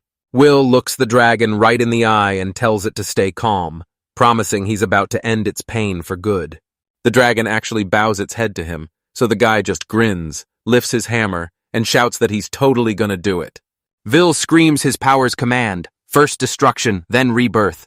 The dragon gets covered in a blinding light and lets out a massive roar as it starts changing its whole shape. The dragon asks if its scales look normal, and Will is totally shocked that a monster this powerful can actually talk. The dragon stays super chill and explains he can talk because he's actually a magician. Polo is totally blown away and asks if Mason is actually a god on Earth, and he can't thank the heroes enough for saving his life. Jesus just flashes a grin and tells them he's nothing but a blacksmith on the move. The dragon calls out the boy's full name and reveals they actually share the same one, leaving the hero totally speechless. He says his name is Lorie and explains that the old king actually handed him this entire land. We finally figure out why they share a last name and start apologizing for trespassing. But Lorie just sighs and says that kingdom is ancient history. The guy is dying to know why the dragon even got cursed in the first place. Lorie thinks back and admits that ever since the king died, his heart has been filled with nothing but pure sadness. The dragon explained he'd been living all by himself and didn't even realize someone had hit him with a deadly poison curse. Polo reveals the dragon's wind poisoned everyone in town, and Lorie is totally horrified to realize he's the one who brought this disaster to his former subjects. Will calms the dragon down, telling it that none of this is its fault, and asking it to just take a look around. Our guys were stuck in a massive burnt wasteland, and it was totally pitch black everywhere. This is where the camouflage trick kicks in, so let's break it down and see if Lorie is sharp enough to actually spot it. He explains it's way more than just a barrier. It's a special move that cranks up the dark energy while keeping Mousen pinned down. He's totally sure that Shichi-Fukujin is the only one who could have pulled off this curse. The dragon went totally ballistic at that name, remembering that Shichi-Fukujin was the one who trashed his home. The dragon doesn't even flinch, and Polo catches on right away. Will says fixing the house is a job for a blacksmith, then proves he's the man for it by tearing things apart and rebuilding them instantly. A massive castle pops up right out of the rubble, and Polo's jaw drops when he realizes the magic shield is finally gone. Will breathes a huge sigh of relief now that he can finally move around freely. But then he spots something that looks totally off. Out of nowhere, the dragon Lorie shifts into a horned magical girl, leaving everyone totally stunned as they call out her name. Her jaw drops when she realizes that the castle Vil built has actually become sacred ground. Lorie explains that gods lose their strength on Earth, but in the god realm, Amazing can finally use his full power and even take on a human form. She finally realizes that the castle Mr. Will built has turned into a legit sacred spot. Will is totally floored because he can't believe he's the one who actually pulled off a divine territory. Lorie spots a weird mark on his hand and instantly realizes it's the legendary solar disk symbol. Turns out it's a golden hand, a super rare blessing that means they've got the actual hand of the sun. Lorie says you can count owners like this on one hand, and Polo is seriously impressed by how much he knows. She realizes she's got that exact same sign on her and she's honestly losing her mind over it. She tells him to look down, and sure enough, there's a massive round symbol right there on the floor. The bull is totally shocked to see that the symbol is a perfect match. Lorie says the king was obsessed with this spot, but she's totally clueless about what those weird carvings actually mean. Lorie doesn't see anything weird, but we know there's definitely some secret trap hidden here. He touches the symbol and it instantly starts glowing, but he's so zoned out that he doesn't even hear the girls yelling his name. Will panics when he realizes the machine actually worked, and now a blinding light is dragging him right in. Will stares at his hands in total shock, feeling a strange new power waking up in his palms for the first time. He looks around and realizes he's in a totally different place, surrounded by these massive stone columns. He looks around, totally confused as he tries to figure out what this weird place even is. Larry sounded super worried as he asked if they were actually doing okay. Will suddenly hears a voice in his head, and Lorie explains it's telepathy, the special way Masons talk using only their thoughts. She explains that this power lets them share every single one of their 5 senses. Lorie notices the whole world got swallowed up, and now they're standing in what looks like a giant city. Will was totally shocked at first, but then he realized she was right and had to agree with her. Out of nowhere, an invisible barrier pops up and blocks him like a solid wall. One day we're gonna look up at the morning sky and realize the sun is just gone, leaving us all wondering what kind of crazy mystery we're even looking at. Lorie explains that even though the sky and the forest look totally real, it's all actually just a massive, high-level illusion. When you look at the clues, it's obvious that both the sign at the gate and this whole fake city are actually the Hapo Psi workshop. He remembers the old man saying nobody could get inside the workshop, and now it makes total sense. It's because of a crazy, strong guard like Lorie. Lolie starts complaining that she feels like a frozen guard statue just standing there. He notices the air literally warping around him, so he reaches down and taps one of the symbols on the floor. The second he touched that sign, a massive vortex of energy started spinning like crazy all around him. The worm spins around and morphs into a glowing tunnel it calls a corridor. Luli panics and tells Vilu they're stuck in the 7 pits, a super rare dungeon that almost nobody ever finds. Will is totally stumped, just repeating those weird words. 7s and falls. Lorie says there are 7 of these dungeons in the world, but only one has been found, and Will is the first person brave enough to actually step inside. Will touches the dungeon wall and instantly realizes this rock is nothing like Camushan stone. He's totally hyped because he can finally craft a sick new weapon out of this strange glowing rock. Lorie remembers reading in a book that these dungeon walls are literally impossible to break. Will casually shatters the wall with a single swing of his hammer, and Lorius is totally losing it because he recognizes that legendary divine move. Will asks if this is for real, But Lorie just loses it and screams that this insane move could wipe out every single person on Earth. He stays totally chill and uses another power to turn the broken wall into a literal furnace, leaving Lorie completely shocked. This is the true sign of a golden hand, and Lorie is losing his mind since these hands usually only come with one ability.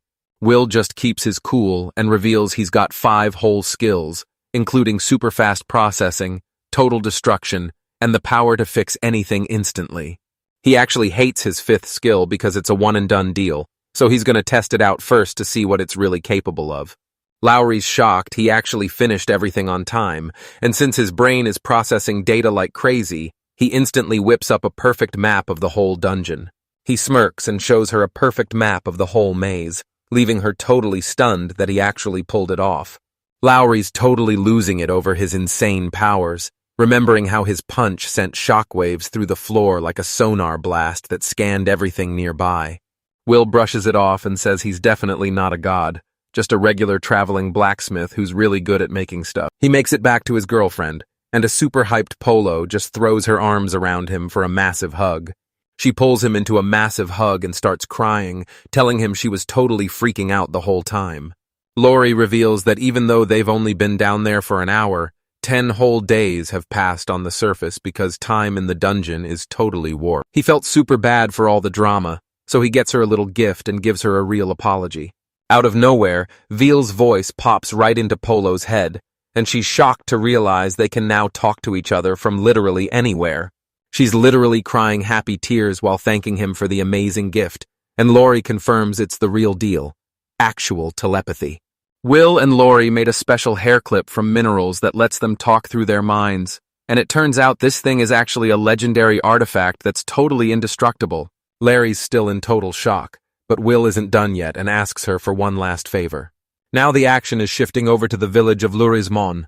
Noah tells the old man to take a breather, but even though he's coughing like crazy, he refuses to stop because he's determined to build up the village as fast as possible. She says it's all the Lord's business, but then this massive winged figure suddenly shows up in the sky. This giant white dragon is soaring through the clouds, and it looks absolutely massive. Everyone in the village starts freaking out the second they spot that massive dragon. Everyone is totally freaked out to see a dragon at first, but they quickly realize it's actually their guardian, Lorie.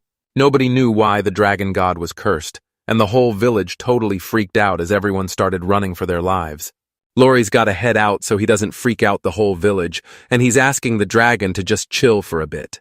Follow breaks the news to the whole village that the dragon god's curse is finally gone, and Vil confirms it's officially stopped spreading.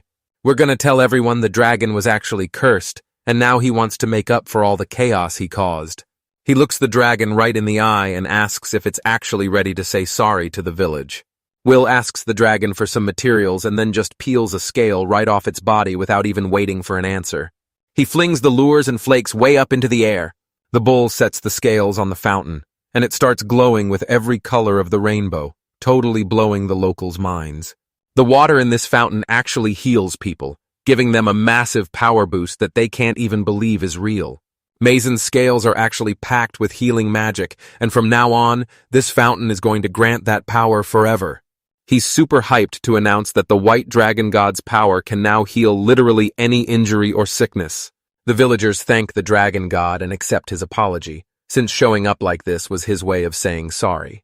Lorie the dragon gave Vila a super thankful look and whispered a soft thank you. Out of nowhere, this totally weird male owl he's never seen before just lands right on Vila's shoulder. The owl spreads its wings and holds out a letter with "To Mr. Vil" written right on it. The letter says it's a total emergency because the water hero got wrecked in battle and his legendary ice sword is completely smashed. Just 4 hours ago in the middle of the capital, Carter, a fierce warrior woman, totally crushed some guards who tried to make her back down. The girl is screaming her head off, begging the guards to let her through because she's got to get to Mr. Will. The cat realizes this new enemy is way stronger than anyone they've ever faced before. This massive monster was looming right over her, and she knew it was finally time to pull out her secret weapon. She lets loose her ultimate move, the double moon shard. The cat explains that this move is insane. The crescent moon destroys everything while the full moon freezes it solid, and anyone who gets hit by this is basically done for. Even with all those crazy injuries, this monster just heals itself back up like nothing even happened. Carol is messed up pretty bad, and the cat rushes over to her asking if she's going to be okay. The cat thanked her and admitted he was actually hyped to become her sword. She screams for him to stop, and right then, the sword itself lunges straight at the enemy. The sword finally pulls out its ultimate finishing move, Absolute Zero. She bursts into the hospital room, her hand shaking like crazy as she reaches out and desperately screams for ice. Carolina, we're gonna calm her down and tell her everything's okay now so she can finally get some rest. Carolina spots Mr. Will and calls out his name, but he just looks totally heartbroken and whispers the name of her sword.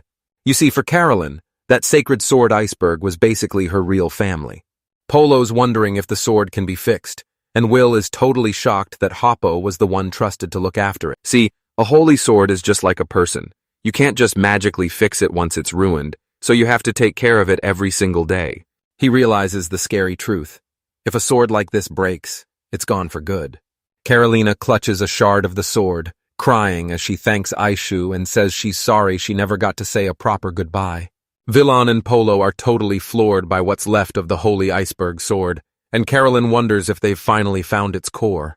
The guy explains that this is where the sword gets its power and promises Carolina he's definitely going to fix it. Caroline asks if he can actually pull it off, but Will just dodges the question and keeps her guessing. One single slip-up and he'll end up taking her family's lives with his own 2 hands.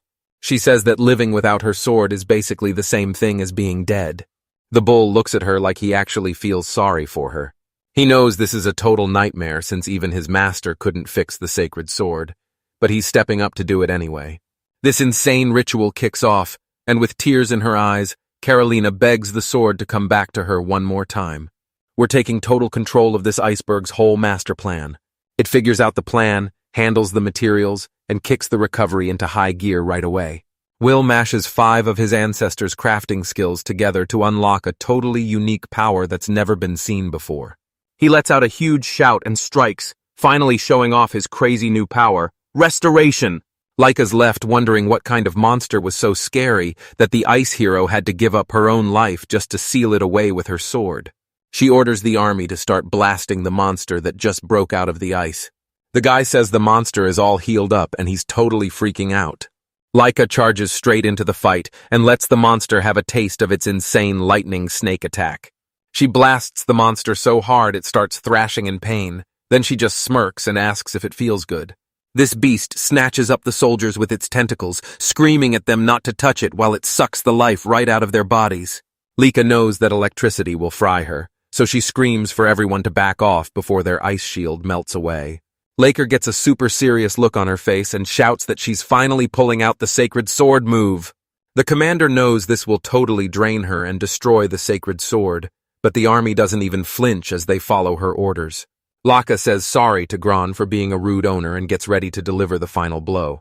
The sword tells the watering can to relax since its mind is already made up, and it thanks the can for all those legendary, heart-pounding duels.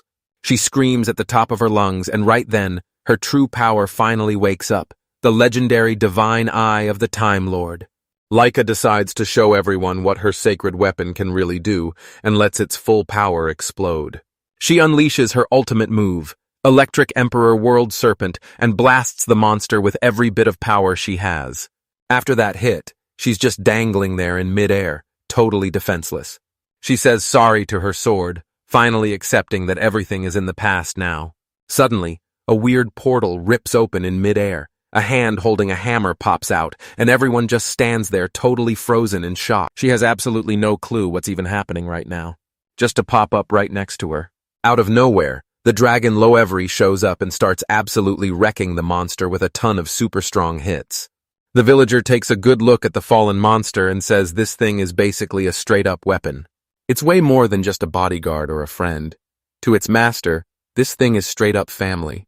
Carolina pulls her loyal buddy Iceberg into a massive hug, crying happy tears now that he's finally back.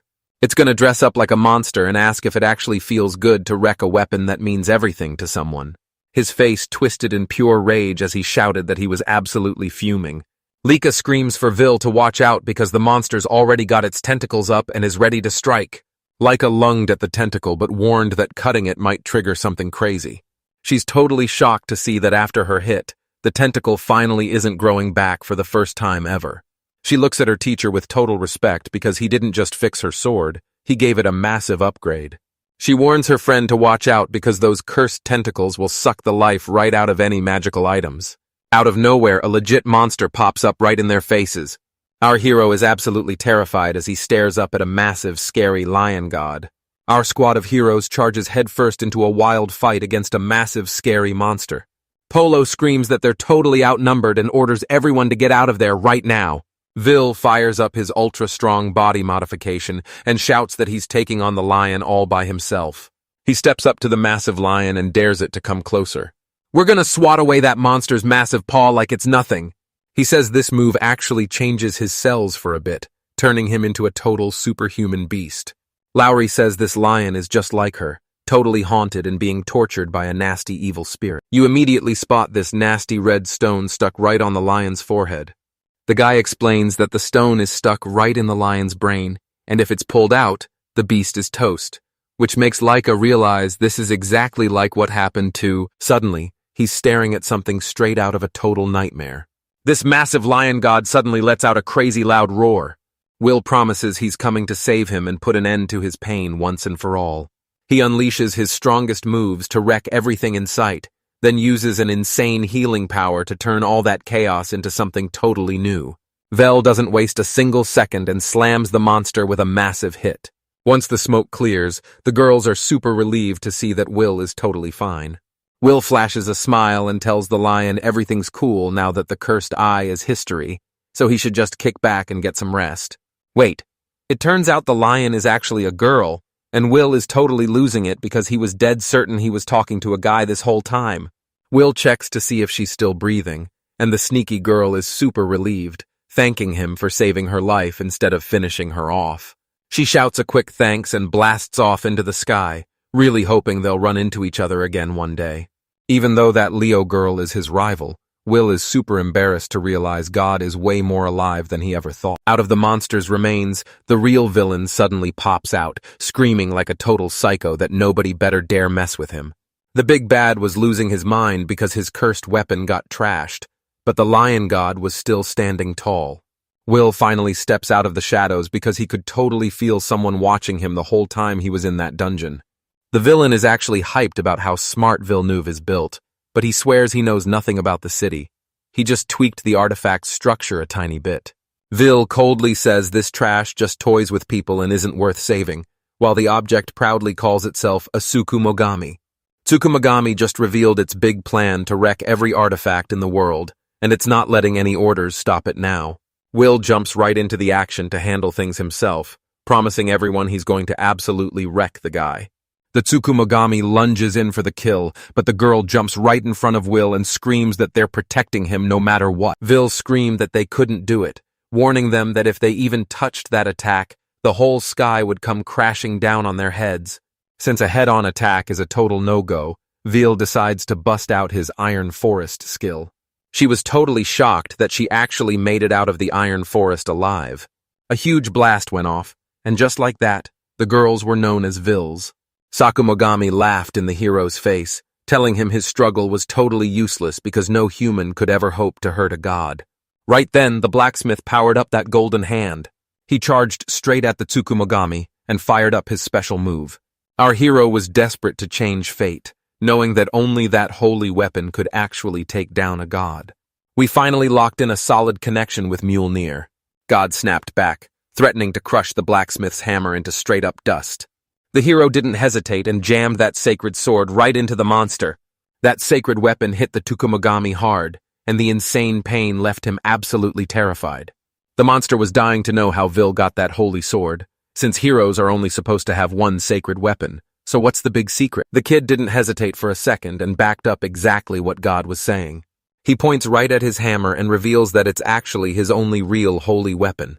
He dropped a massive bombshell and admitted he's the guy who actually built this sacred weapon.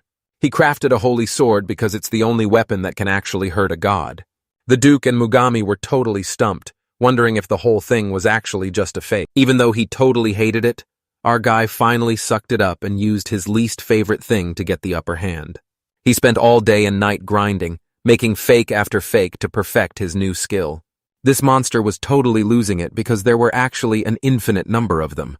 This cube is actually loaded with memories of the legendary weapon built by the original Golden Hand crew. The hero says that as long as his magic holds up, he can summon a bunch of clones and point every single weapon he has right at the monster. They were rushing right toward Tsukumogami.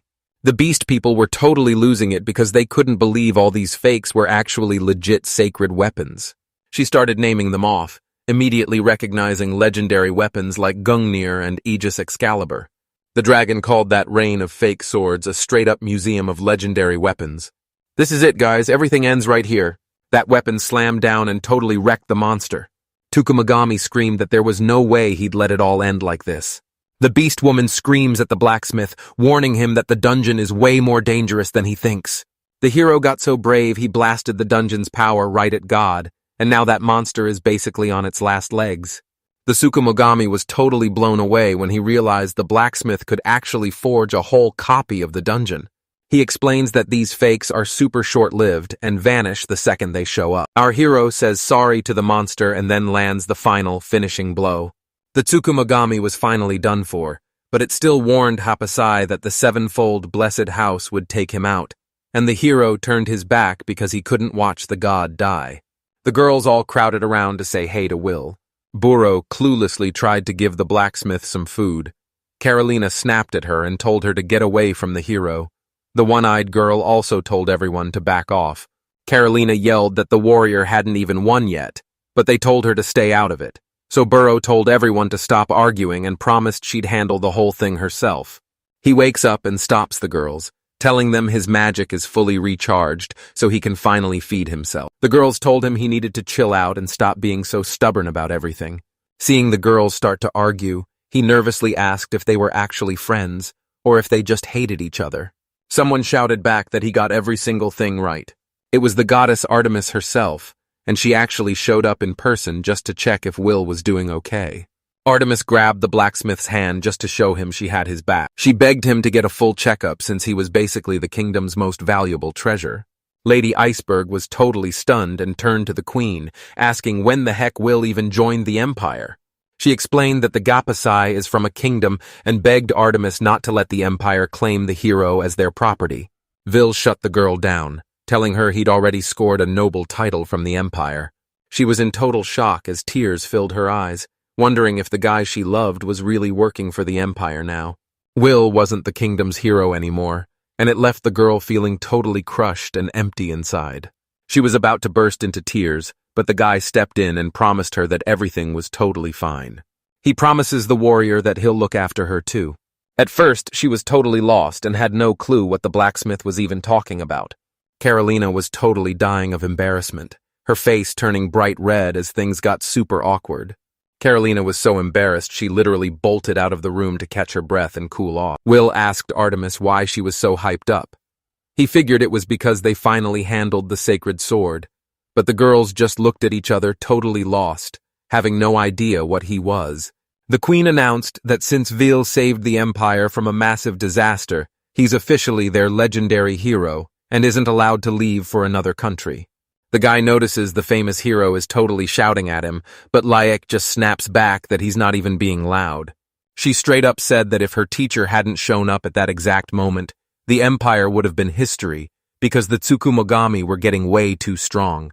The girls bowed low to the hero, telling him they were super grateful for everything he did. The guy was totally shocked because this was nothing like what he had pictured in his head.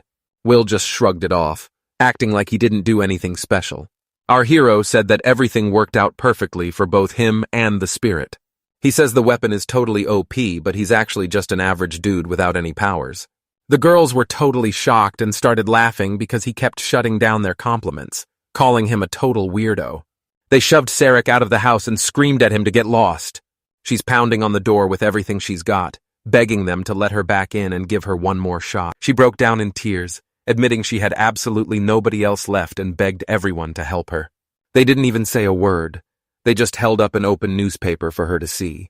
Siraku saw a newspaper report saying the Hassan Trading Company was right on the edge of going totally broke. They joked that if they were actually making fakes, they would have gone totally broke a long time ago. They told her to get out, but she didn't give up and begged for just a little more time. Sirakal fought back tears as he explained that they can't sell a single thing because the craftsmen never even visit them. She looked totally crushed as she admitted there was absolutely nothing left she could do to help. Circle was totally crushed, realizing she'd finally hit rock bottom and had nowhere left to fall. With her back against the wall, she realized the only person who could save her now was her ex-boyfriend. She grabbed the newspaper that got tossed out of the house right along with her. Everyone was just chilling in the city, but one person stood out from the crowd in a major way. The choice was already made and he felt the massive pressure, but he was holding something super strange in his free hand. The kid just smirked to himself, watching the crowd and calling everyone he saw a new client, totally blown away by how many people had actually shown up. He stopped right in the middle of the street and told everyone to stay put, shouting that he finally had everything they'd been so hyped for. The warrior and the mage took a quick break to scout the area for some cool loot. Seth flashed a big grin, realizing that luck was totally on their side today. Every single weapon he'd ever made by hand gathered right around that sword. Out of all those weapons, everyone instantly recognized the legendary Excalibur, Aegis, and Bavigay. The blacksmith grinned and told them every single item was a total legend, and they only cost 1,000 gold each. The warrior was totally losing his mind because Excalibur was being sold for only 1,000 gold coins. Seaton was sure buyers would snatch these weapons up instantly, even though they were literally just random pebbles he found on the side of the road. All this guy wanted was to strike it rich and build a perfect life with Siraka. The mage whipped up a magic crystal so the fighter could finally check if his sword was the real deal. The warrior admitted his first spell wasn't a perfect match for Excalibur, but he was still hyped to see it work, and Seaton was totally down to let him try. The sword stabbed straight through the crystal, coming out the other side. The warrior gets absolutely slammed. The crystal exploded into 1,000,000 pieces, leaving a super clean mark where the sword sliced through. Seaton was totally hyped about his subject and started laughing like a complete maniac who was right on the edge of losing it. After seeing that, the crowd sprinted for the weapons, totally blown away by the prices and the selection, while the blacksmith hyped them up by making his fakes sound like legendary gear. Out of nowhere, the blacksmith and the entire crowd turned their heads to stare right at the warrior. Seaton told him to chill out and said 1,000 gold coins was plenty for Excalibur, but the warrior wasn't having it at all. The warrior held up the chipped blade and called it a total fake, making it clear he wasn't spending a single dime on a piece of junk like that. Rumor has it the legendary Excalibur is so tough it won't even crack if it slices right through a solid icicle. Everyone finally figured out that all these tools are just total fakes. The blacksmith totally chewed the kid out for his big mouth, warning him that even a solid tile can snap if you're not careful. The warrior wasn't buying it, arguing that a real legendary blade should have hummed with power the second he grabbed it, but this sword felt totally ordinary. The warrior slammed his sword down, it shattered into 1,000,000 pieces, and he finally admitted the whole thing was a total fake. He also realized the blacksmith had never actually seen this legendary weapon in person. The whole crowd was screaming that Seton was a total fraud, warning him that he better not even try to trick them. The blacksmith stepped right out to face the crowd, trying to prove his work was the real deal and not a total fake. This guy claims he's a master at the Hassan Company, and that his skills are on a whole different level. Everyone knew Hassan's company name because today's paper was just blasting them for being in huge trouble. People started losing their minds, shouting that Hassan Trading is selling total fakes and swearing they'll never spend another dime there. Everyone called them total fakes, so Seaton tried his best to convince his crew and even himself that it was all a lie. He fired up the artifact. The guy got super heated and yelled that he definitely wasn't talentless. Out of nowhere, Siracle pops up and starts yelling at Seaton, demanding to know what he's even doing there. He totally recognized her, but she was already losing it, screaming at him for letting this happen. He shouted that his only goal is to save Hassan's company. Siracle called him a total idiot and told him to quit acting so crazy. Then she handed him a newspaper clipping and said there was only one way to fix this mess. She begged him to bring Will back to the kingdom, suggesting they go find him together to give a real apology. And then she pulled out a newspaper showing everyone that Will Craft was the hero who saved. But instead, he just shoves the girl away using his newspaper. That gray wolf was hurting big time, letting out a massive howl of pure pain. She tried to figure out what he was up to and reminded him that she was literally carrying his baby. Vila kept saying the word over and over, asking what it actually meant. He screamed at the top of his lungs that he just couldn't take it anymore. She had no idea what kind of crazy stuff he was talking about and tried to tell him that if he just came back, everything would go right back to normal. Vila's brother shouted that he'd literally rather die than ever apologize to that guy. He was totally fuming because his brother was some big-shot hero. It drove him crazy that he didn't know a single thing about that legendary weapon. Now, he was the one stuck dealing with the entire weight of the curse. He was standing right there, so he asked his girlfriend what exactly her problem was. Cyril smacked the blacksmith right across the face, totally catching him off guard, and then she straight up told him she didn't like a single thing. Right then, the girl's words clicked with everything Seaton's dad and grandpa had told him. They were all saying the same thing. He has absolutely zero talent. He froze up in total shock, unable to believe his ears after his girlfriend dropped a truth bomb he never saw coming. Once he heard those words, Cyril finally let out a massive sigh of relief. She couldn't handle being in that square for another second and bolted, while the boy scrambled after her on all fours, desperately begging her not to leave him behind. She stopped dead in her tracks and told Settling he wasn't going anywhere. She said she was going to go find him herself and apologize to his face. He tried to hold her back, but he just couldn't stop her. Seaton was obsessed with the fact that he had zero talent, and it was honestly making him lose all hope. He fired up the artifact and his hand started glowing with insane energy. The crowd finally realized how bad things were and started screaming for the knights to get there right now. The blacksmith let out a super creepy laugh and finally promised to give his brother back. Seton made up his mind to snatch Vilist's talents and keep them all for himself. A train packed with people was tearing down the tracks. Cyril paused for a moment, his mind drifting back to Vila. This little girl on the train accidentally breaks her doll and starts crying to her mom, making the passenger next to them wonder how they're supposed to fix it without any sewing gear. One of the passengers started a whole argument, claiming they didn't even need the sewing gear. This guy with golden hands carefully fixed the doll, saying that if something's broken, you just gotta pick it up and fix it. Cyril totally mastered this technique. The doll is finally back in one piece. The girl asked the lifeguard doll if he was some kind of wizard, but he just grinned and told her he wasn't. She figured he was just a toy maker, and with a smirk, he told her she was basically right. The mom thanked the craftsman for helping out, but he just flashed a smile and told her it was no big deal and not to worry about it. He basically said he's the type of guy who can't just walk past someone in pain and leave them hanging. Cyril knew something was up, so she straight up asked the stranger if he was the legendary blacksmith everyone was hyping up. She pointed right at the master's hand, totally convinced it was his golden one. The guy instantly went on high alert. She remembered Veal's right hand had a crazy special power, and now she was dying to know if this guy had it too. Cyril quickly apologized for asking such a totally awkward question. Looking totally heartbroken, she asks if he can come work for her company. The mysterious guy just started laughing right back. He said he already knew all about the Hassan company and the total mess they were in.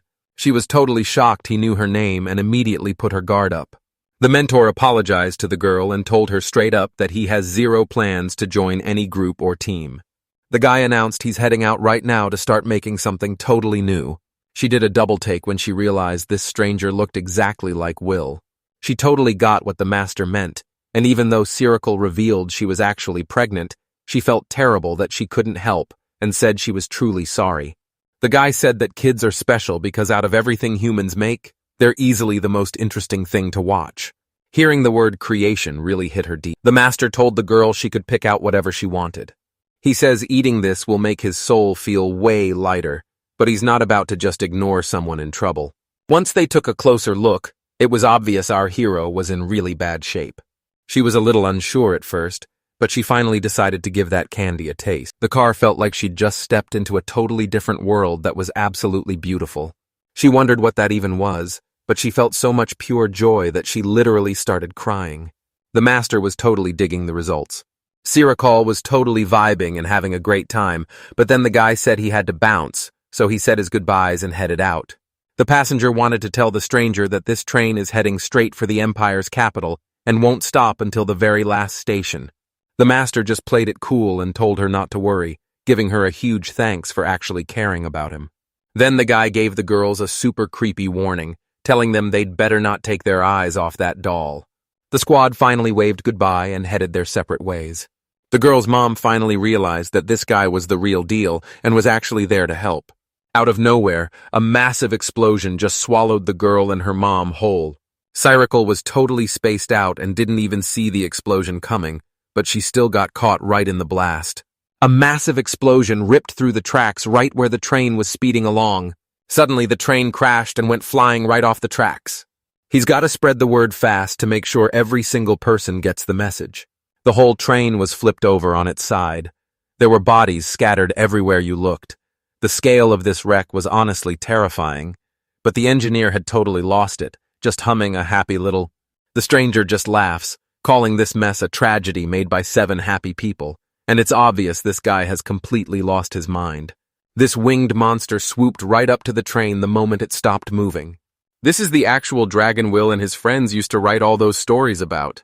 He looked at how massive the destruction was and just stood there, completely frozen. The guy just let out a huge sigh and said this whole situation was a total disaster. Burrow asked if they should wait for the Empire's rescue squad, but Raleigh said they needed to get the injured out of there right away. The villager told them to hold up for a second because he was still trying to figure out what was even going on. The dragon warned them that if they don't move fast, way more people are going to get hurt. The blacksmith finally snapped and decided to end this right now, so he fired up his golden hand and blasted all that power straight at the train. He instantly knew exactly what was wrong. One person's heart had stopped, another had internal organs bursting, one was pregnant, and someone else had a massive brain bleed. Once they checked him out, it was obvious the hero was in really bad shape. He swings his hammer and instantly heals back to full health. Everyone on the train finally started to chill out, and things went right back to normal. Burrow thought this guy was a total legend for fixing everything on his first try, but he couldn't figure out why the beast woman was acting so weird. Our hero knew he crushed it the second he saw his level go up. Seeing the smiles on the faces of the people he saved was the ultimate reward, way better than any rank or fancy title. Out of nowhere, someone spots him and screams his name for everyone to hear. Cyril was the one who finally spoke up to the hero sitting right on top of that dragon. He totally recognized her. His jaw dropped in shock, and her eyes finally lit up with hope. She could feel her knees shaking like crazy. The girl begged him for mercy, admitting she was totally wrong and looking like she was about to break down in tears. She's sobbing as the dragon disappears into the distance, but suddenly Veal walks up and calls out to her. He flashed a friendly smile and reached out his hand to help her back up. Kuznets announced that every passenger had to get a full checkup at the capital's hospital. This news totally stunned the girl. She was still sobbing her eyes out. Will made the call that since Cyril is pregnant, she's getting rushed to the hospital first. I planted her in the dirt and raised her with my own 2 hands. She started saying sorry to the hero all over again, finally admitting she was the one who messed up. She scrambled on the ground, begging for mercy before passing out cold, and the hero couldn't even hide how much he was loving it. Everyone hopped onto the dragon's backs, and while the women and kids took off first, the rest were told to wait for the Imperial rescue team to show up. The dragon blasted into the sky and vanished into the distance. The hero watched him head out, but he could tell something was totally eating at him. Right after that, he headed off to check out the rest of the train. The guys take a super close look at the train's wheels and the tracks. The Fata Villa felt super sketchy, but since the green road looked totally fine, he figured the whole accident was probably just a setup. The blacksmith was dead certain that there was no way this happened without some serious magic. The donkey's ears shot up as it realized something was totally off. Our hero caught on to something, and while the girl was totally lost, she saw him lock in and asked what was going on. Suddenly, he spotted smoke pouring out of one of the compartments. The bull asks Burrow if she spotted any weird black fog on the train, but she tells him she hasn't seen anything like that at all. Only the hero could see the black fog, so when he saw it stretching out, he started following it. Burrow and Will looked up at the sky, following that long trail of mist as it stretched way out into the distance.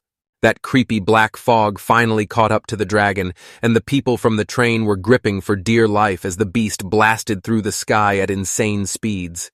The girl in the wheelchair gripped the doll that the mysterious stranger told her to guard, and suddenly, that same creepy black mist started leaking out of it. Vila got a massive bad feeling and realized he and Kor had to get back to the imperial capital right now, so they started sprinting as fast as they could. The guys pushed ahead, putting their blacksmithing skills to the test. He knew it. His gut feeling was right all along. This creepy black fog started slowly closing in on the hospital where all the train crash victims were being treated. They're gonna unleash a total nightmare to shut her down. The girl realizes her teleport crystal is crazy fast, and they charge into the building in a total flash.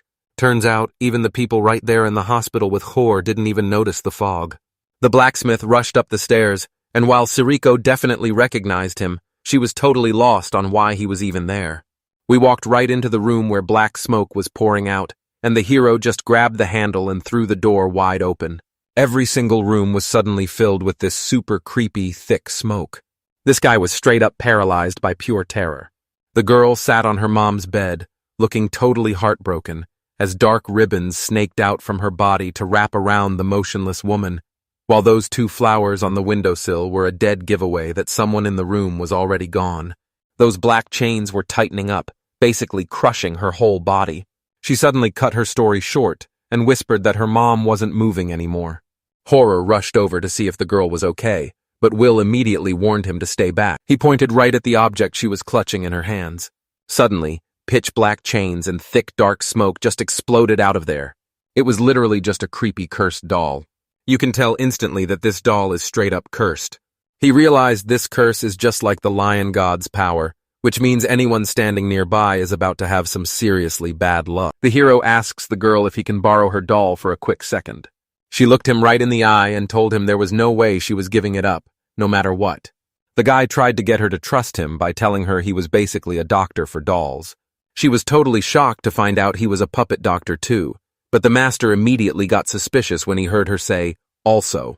The guy turned to the doll and told her that being in that state was just causing her pain. He went back and offered to fix the girl's toy one more time. The little girl slowly held out her item like it was the most precious thing in the world. The villa was absolutely furious that someone took the kid's favorite doll and turned it into a twisted, cursed object. Wait, has he already started breaking the curse? Kovalev felt totally betrayed and was so fuming that he wanted to smash the doll to pieces and just start over from scratch. The curse vanished instantly, and the toy morphed right back into a magical doll. The girl's mom finally woke up, and even the dead flower on the windowsill sprang back to life to show she was totally healed. The girl rushes to her mom, who's totally confused by everything, and points straight at the heroes. They handed the girl a toy called a dry doll that was supposed to bring everyone good luck, and Goro was totally blown away when he saw its hair literally glowing with light. The girl tells her mom that the guy actually fixed her toy. Our hero turned to the woman and asked if anyone else had even touched that doll. Her mom said the doll's head totally popped off on the magic train, but they managed to fix the whole thing. She said he's actually a good kid, but his face is totally hidden behind all those bandages. Just try to picture this masked guy in your head for a second. He thanked the girl for being totally real with him. The lady insisted they should be thanking the hero, but he just told her the doll was the one who actually cured the disease, not him. The mom and the girl were so shocked that for a second, they totally forgot about everything else around them. The doll spoke up and said she was only healed because of Will, the master puppeteer. The girl was super hyped when her doll finally spoke, but her mom was actually low-key terrified. The blacksmith was the one losing his mind the most. He couldn't wrap his head around how this was even happening. The toy told him it was created by a legendary master, but everyone was freaking out that her mentor actually made the doll come alive, and to her, it felt like a straight-up miracle. Our hero explained that he basically just flipped that toy's curse into a total blessing. Sirikal was completely stunned as she watched a dead person wake up and a doll come to life, realizing right then that she was seeing the power of a literal god. Suddenly, the girl hears someone yelling and realizes it's the boy she just healed, who's hyped up and showing his mom he can already move his leg, leaving even Circula totally stunned. Straight-up miracles started popping off in the hospital. People's heart pain just vanished. Blind patients could finally see their friends again, and guys with only months to live were suddenly getting cleared to go home. This guy with a red cross and a holy book saw some insane miracles and started shouting that it looked like God himself had finally come down to earth. Cyril finally realized that all those insane heals were only possible because of Willem's doll and her own blessing. and she finally saw just how much of a beast that blacksmith really was. She was totally crushed the second she realized what she'd lost. The doll put on a total show for the kids and even started showing off her epic dance moves. Siracle finally stopped lying to herself and realized she just wants to get back with Will and stay by his side. The doll looked super cute. The kids were totally blown away watching the toy come to life right in front of them. Suddenly, the girl shouted for her master, which caught him completely off guard. Tearing up, Siracle admitted she'd been searching for Vile for ages because she had a massive message she just had to tell him. The dance was not having it at all.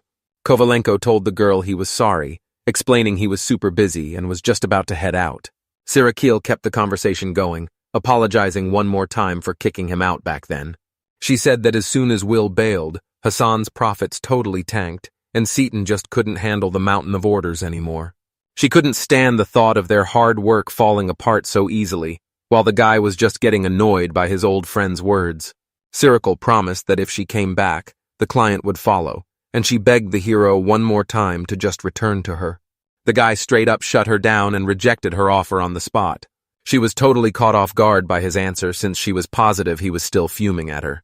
Losing all hope, she starts messing with him by confessing her love, only to immediately admit she betrayed him and ask if he's actually mad. Horror was totally done with this and just completely snapped. The beast woman stormed Siracle, screaming like a total maniac that she'd already broken their spirits to the core. Horror screamed that the girl backstabbed Mr. Will and then had the nerve to ask him back, telling her to stop this cruel game right now.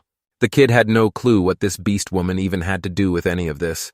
She was freaking out that Goror was from a rival company, so she tried to get under her skin by calling their office a total joke that didn't even make sense.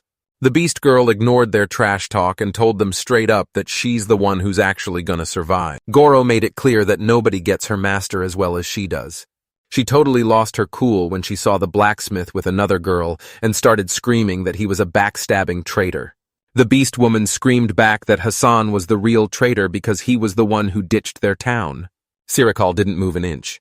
Horror explains the master is on a super important mission and isn't in the mood for any girls, so Veal decides to just stay out of it. Siracle dropped to her knees again, feeling totally crushed and hopeless. She pleaded with Veal to just come back already, admitted she was totally helpless to fix the situation, and then asked the blacksmith if he'd be devastated if his son just suddenly vanished. Koval just let out a heavy sigh and told them it was way too late to change anything now. She hung on every single word the master was saying. He remembered how Siracle herself always said that Hassan was her partner. She earned her win all on her own without any help from him, so now Siracle has to step up and fix this mess herself. Will was 100% sure that there was absolutely nothing left between him and that girl. She burst into tears, hating herself for being so stupid, and started desperately begging Vil, Satan, and her unborn baby to forgive her for everything she'd done. It hit her hard when she realized that those days were officially over. Out of nowhere, something insane happens to the girl as her stomach starts blowing up like it's covered in some weird, pulsing energy. The mom and her daughter were left in the room, looking around in total terror with no clue what was even happening. Siracle let out a massive scream, yelling that the pain was absolutely insane. The bullet practically swallowed the girl whole, and the blacksmith noticed weird black mist starting to leak out of it. We're gonna ask Siracle if she talked to anyone who was hiding their face under a hood. She was just crying quietly, feeling totally numb and lost in her own world. She finally spoke up, saying this was the guy who gave her that awesome lollipop on the magic train. The master just found another totally messed up thing this mysterious guy did. Suddenly, a glowing sign pops up right over the ball. It shifted and turned into what looked just like a portal. A portal ripped open right in the Siriclus' stomach, and someone was actually stepping out. Suddenly, this massive baby just pops right through the portal. He slammed onto the floor and smacked his head super hard. He was sobbing his eyes out as he desperately crawled toward the boys. The baby was wailing like crazy, and even though it was super tiny, it looked totally weak and fragile. Siracle was actually a pretty good-looking guy. The baby was just looking for his mom, but he started heading straight for the kids who were totally freaking out. The guy rushed over as fast as he could to help the mom and her daughter. They both leaped back at the same time to avoid the baby's touch, and the little kid started screaming his head off. The guys scrambled back just in time to stay safe. The mom and daughter were totally fine, and they bolted out of there screaming that a monster was in the hospital and they needed adventurers right now. Goro and Will head back to the room where the baby is starting to act up again. Sirical was completely terrified, staring at the baby in shock because it was way too early for her to be giving birth. The girl was totally lost and had no clue what was going on. The baby spots the girl and starts crawling right toward her, happily shouting, "Mom!" Sirical screamed at the top of her lungs, calling him a total monster while flailing her arms right in his face. The kid was totally losing it and felt even worse than before. The girl let out a scream so intense it turned into a massive shockwave, knocking all the other kids right off their feet. A massive crash smashed the flower vase to pieces and left the window covered in cracks. Alright, let's break down what this sound magic is actually all about. He thought it was just a scream and not a curse, but the magic energy leaking out was so insane he started to second-guess himself. The whole crowd had no idea just how insane this power actually was. The blacksmith thinks this whole magical mess is actually being caused by that disguised guy's curse. Sirical suddenly remembered the candy a total stranger had given her. The baby is still crying for his mom and won't stop acting hungry, so let's see what's going on with the girl. He told them that even if the parents are the worst, the kid is still completely innocent in all of this. The master straight up said that Sirical is the kid's only real mother. She was seriously trying to figure out what he even meant by that. The kid looked like he was totally losing it. She agreed the baby was totally innocent and started crawling right toward him. The siren reached out and gave the baby a soft touch to calm him right down. She actually apologized to him, even though she's the one who literally gave him life. Slowly but surely, the baby finally started to chill out. The moment he realized Sirical was his mom, he pulled her into a massive hug and let all his feelings pour out. Horror and Veal were totally stressed about the girl, but once they saw she was safe, they finally let out a huge sigh of relief. Out of nowhere, a bunch of adventurers came charging in after getting a heads up from the locals, and now they're hunting down that creepy frog monster. They commanded everyone to charge in and blast that baby with every spell they had. Those charms shot right past the mage and the beast woman, heading straight for the baby. The whole squad sprints over and finally reaches the baby. She jumped right in front of the kid to take the hit and keep them safe. That magic blast slammed right into the girl. She slammed straight down onto the floor. Determination and pure terror slammed into them so fast, they didn't even have a second to catch their breath. The baby saw every single thing that happened to his mom with his own 2 eyes. He totally lost it again and just started bawling his eyes out. The squad just stared at each other, totally clueless about what was actually going down. The baby blasted an even stronger sound wave right at the wizards closing in. That magic blast on the screen was so insane it left everyone in shock and totally trashed the whole room. Out of nowhere, the recovery skill icon just popped up. Will was the one who grabbed the hammer and put it to work. The adventurer still had zero clue what was actually going on here. The whole room looked totally perfect again, but that weird white mist was the only sign that something had actually happened. The guys were totally shocked, asking each other what just happened since everything looked completely normal again. It's time to start giving these guys some nicknames. He was absolutely fuming after seeing what those adventurers pulled. The teacher totally lost it and screamed at them, demanding to know why they were picking on the kid. The adventurers were way too scared to even say a word, so they just turned tail and bolted. Koro realized these guys were actually super rude because they didn't even notice Sirical was totally healed, with all her wounds gone and her clothes looking brand new. She finally woke up and realized something crazy.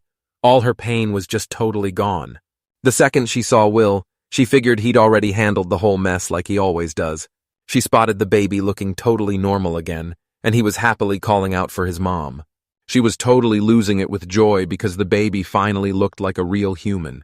They left a ton of magic power inside the kid, and the blacksmith was sure he'd eventually learn to control it all. The master and the chorus started to head out, but Sirical spotted them and sprinted over, begging them to wait up. The girl poured her heart out, thanking Will for keeping her kids safe. The teacher snapped back that he didn't do it for Sirical at all. The guys take off, and the girl breaks down in tears, apologizing to her old friend because she feels so bad about what she did. Even though things are messy, she genuinely thanks Willie for saving the baby, but she's cut short when the little one starts calling for Sirical and grabs her attention. She was desperate to get back home because her dad Sechin was already there waiting for her. But nobody was there to meet them, so the guards immediately tossed him into the royal capital's prison to wait for orders about bail. Seton started to freak out and turned to that fake teacher, stubbornly claiming that he actually had what it takes. His cellmate told the new guy to keep it down and stop shouting. The stranger realized how sad it really was. The kid was giving it his all, but Seth was the only one who even noticed he existed. He yelled at the master for a massive power-up, screaming that he needed real talent to stand a chance. The teacher argued that he'd already handed over the strongest weapon, but Seton still wasn't satisfied. He felt like everyone was laughing at him, and it totally freaked him out until he just lost all hope. Then the master just straight up said he was taking everyone's hands. He reached out and touched the gross, twisted hand of the forge. The cellmate couldn't just stand there and watch the new guy get wrecked, so he shouted for the knights to come help. Out of nowhere, a massive explosion rocks the entire prison. His hand started mutating even more, and he shouted that he was going to take everyone's hands, no exceptions. The teacher said this was definitely Seton's real power, and he wanted to see the guy show off every single thing he could do. The city was a total disaster zone as everyone scrambled to get away from Seton, who was absolutely wrecking everything in his path. The blacksmith was absolutely loving his new strength, especially since he could now smash through buildings like they were made of soggy paper. That warrior from the square shouted at him to freeze. The warrior saw through it instantly and realized Seton was just a total fake pretending to be a master. He unleashed a massive chopping strike. Seton suddenly busts out his new hand, leaving the warrior totally confused.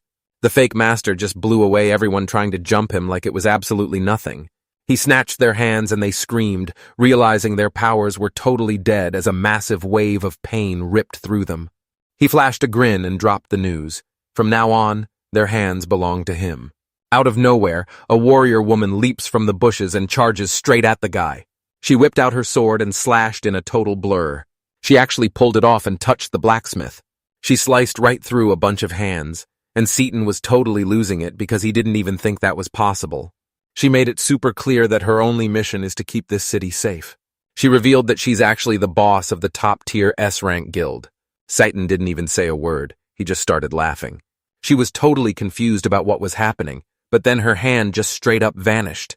First, the guild mistress loses both her hands, and then the blacksmith's hand totally swallows her whole. The guy screamed at the top of his lungs that he'd actually eaten her hands. He was stoked that even a top-tier S-rank master was finally working for him. The entire city was completely trashed and left in total ruins. A little girl was stuck under a wrecked house, and a woman rushed over, screaming for anyone nearby to help her out. Out of nowhere, someone starts walking right toward them. Just like you'd expect. Seton told the woman to back off, insisting he was going to save the girl all on his own. She screamed at the monster, telling it to back off and stay away from them. He told her she was acting way too cold for someone who's basically worthless. A message popped up on the screen and it was official. There was no reason to keep going anymore. Out of nowhere, this crazy vortex just popped up and Seth spotted it instantly. As soon as we got out of there, we bolted straight toward that woman. He says the girl's wound is already healed and they gotta get out of there fast, so the woman gives him a massive thank you. That monster with all the arms knew right away it was his big brother. They met up, but the vibe was totally dead and nobody was excited. The hero asked if Seton really managed to pull all this off right in the middle of the city. He gave a huge grin to confirm it, and the monster bragged that this was the best thing it had ever made. He let out a huge sigh of relief, finally feeling like he wasn't just a useless little brother anymore. Wheelcraft just activated a massive golden hand. Will got super serious with his brothers and promised he'd take Seton down and make him apologize, because as the big brother, it's his job to handle things. This dude with all the arms lunged at the blacksmith, screaming that he was totally useless and had zero power. Vil fired up his connection with the divine hammer Mjolnir and rushed straight at his brother. He fired off his insane melting move, but Seton suddenly smacked him right in the face, making the hero lose his grip and crash back to the ground. We looked down at the hand and saw that the golden glow had completely vanished. The monster just started laughing, totally sure it had this win in the bag. The blacksmith finally figured out what happened to his brother, knowing Seton's curse literally wipes out people's powers, so he turned to the many-armed guy to confirm the truth. Seton backed up Vil's story, confirming that the legendary golden hand is officially his now. Kovalev just realized his brother totally saw that guy in the disguise too. The teacher explained how Seton turned into a nasty spirit tied to a cursed item called the 7 Types of Happiness, but the younger brother told Vila to shut up, right as Seaton was dying to take. The younger brother slammed a massive hit right into his mentor, and Will didn't even have time to react before he was sent flying back. He went flying headfirst across the water like a total whirlwind. They started talking trash, asking if the blacksmith was actually going to fight with that famous golden hand of his. The villain wondered where the mark went, and the monster just laughed in the blacksmith's face because he couldn't even use the golden hand, totally showing him up. The trap is set, and now I'm just waiting for that golden hand to finally kick in. Wilden stayed silent, just listening as those armed guys bragged that their master's own power would be the thing that kills him. Seaton started pumping out a never-ending wave of fakes. But after all that, absolutely nothing happened. The monster was totally confused because those god-tier items weren't showing up, and he had zero clue why.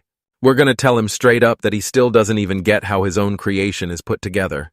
Koval said having skills is one thing, but actually being able to use them in a real fight is a whole different story.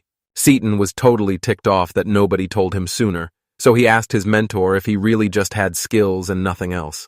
Our hero realized that powers are just tools, and if you don't know how to use them right, they're basically useless. Will pointed out that even if Set steals a power, he's totally clueless on how to use it, just like holding a rare gem without knowing what it's actually for. The little guy with tiny hands snapped and yelled at him to finally shut up. Seth screamed at the top of his lungs that he'd just wreck everything in sight and call it a day. Will barked at his little brother to stop what he was doing right this second. He yelled that he didn't need to understand how it worked and cranked his destruction mode to the max to wreck everything in sight. His hand just snapped up like it had a mind of its own. Out of nowhere, Seaton realized he couldn't even control his own hand anymore. He finally realized that all this destruction wasn't stopping for anyone. The kid screamed in pure terror, having absolutely no idea what was even happening. Everyone says this tech was so insanely powerful they could only use a fraction of it, and the hero warned his brother that if he didn't stop right now, it would be the end of him. But Sim told him straight up not to get too cocky. He's dead set on beating Villa even if he dies for it, while the hero tries his best to talk some sense into him. He screamed at the top of his lungs, swearing he'd take down the blacksmith no matter what it took. Will screamed at the top of his lungs, begging the many-armed monster to stop because he was only trying to defend himself. Out of nowhere, the stone hand just starts falling apart into a million pieces. Suddenly, Bill's whole squad rushed over to his side. To him, it was a massive weight off his shoulders, and it totally saved his life. Wait, what exactly is this thing that just showed up? The teacher's squad was already totally ready to jump in and have his back. Goro felt super bad and apologized to the blacksmith for making him wait. She saw the wound on her master's wrist and started fixing it up right away, while the hero just smiled and reminded her he told the girls to wait for him back at the Empire. She told him straight up that he saved their lives, so now it was finally their turn to return the favor. They all totally agreed with the Beast Woman's answer, and he said it was a massive help. He looked back at his friends and told them he was counting on them to hold the line and buy him a few more seconds. Paralina straight up said she was ready to give her life for her master. I also mentioned that the teacher has a super deep side that's honestly just impressive. The kid charges straight into the fight, screaming Will's name at the top of his lungs. Locke pulls out a skill that summons a massive bolt of lightning from the sky. Carolina tapped into the insane power of giant iceberg. The Beastman dropped from above and attacked in a total blur. It's time to unleash the half-moon technique. He realized that even without that golden hand skill, he still had his grandpa's hammer, and it made him wonder just how crazy his talent really was. We all remember when he was just a kid, and we found out he had 5 insane powers. First, he can force anyone to do what he wants. Second, he notices every single detail. Gramps explains that all those powers actually belong to other masters, and that Golden Hand was only supposed to have one special ability at the start. He remembered the insane melting powers his grandpa used to have. So did you actually snag that hammer from that dude? Grandpa Crab tells the hero that his power is actually super rare and literally nobody else in the world has it. He figured he had a secret superpower that would finally kick in once he leveled up his skills. He remembered his grandpa's promise that his powers would eventually wake up. So he asked the old man to finally unlock the massive strength hidden inside that hammer. The blacksmith triggers his OP skill and starts smelting everything at lightning speed. He finally realized that even without that golden hand, he'd just build his own god-tier weapon from the ground up. As soon as that power kicked in, Will already knew exactly what his next move was. He actually forged a brand new divine weapon using his grandpa's insane melting skills. The dragon saw it right away as magic started blasting out of the cut on Will's arm.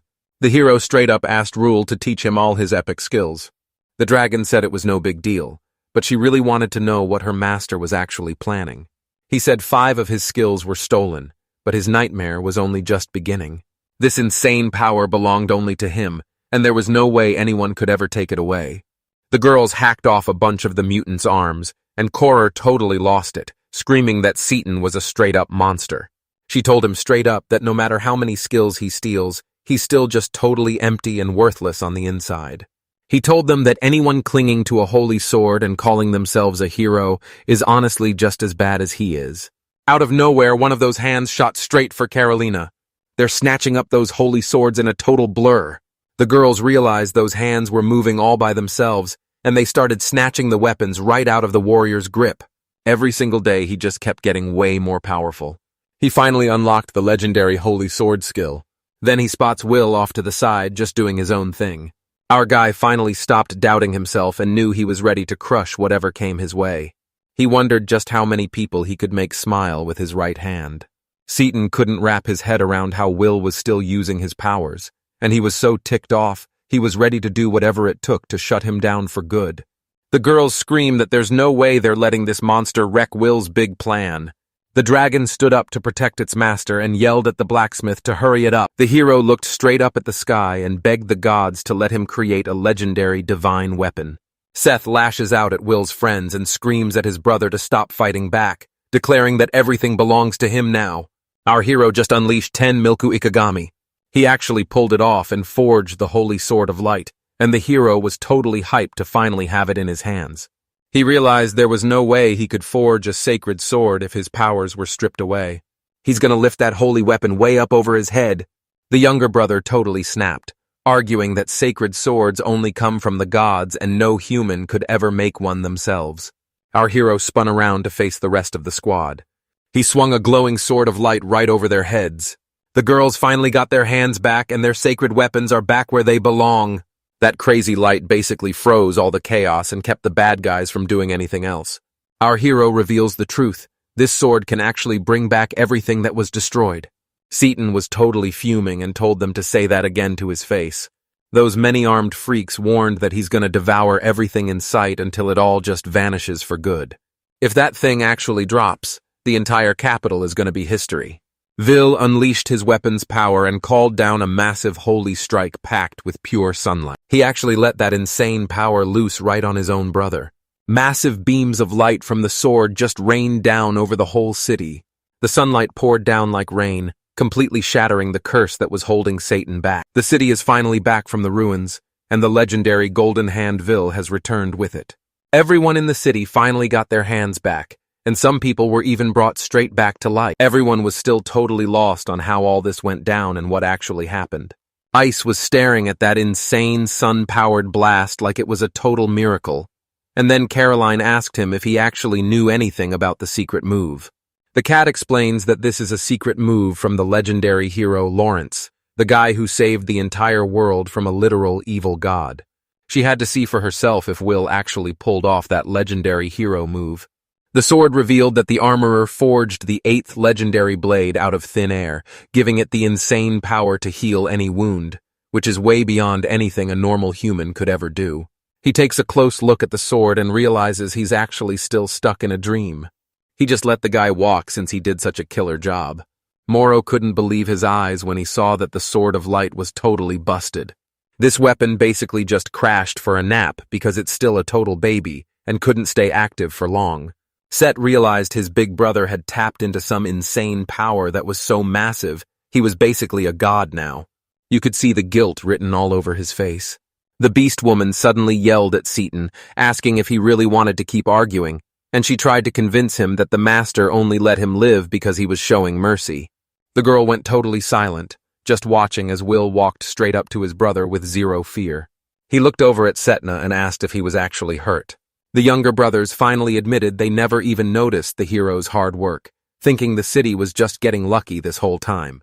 He finally admitted he'd been totally sleeping on his big brother's power, and man, that realization really stung. Sitten was totally shocked to see that even without that golden hand, Veal was still making stuff so epic it looked like it was built by the gods.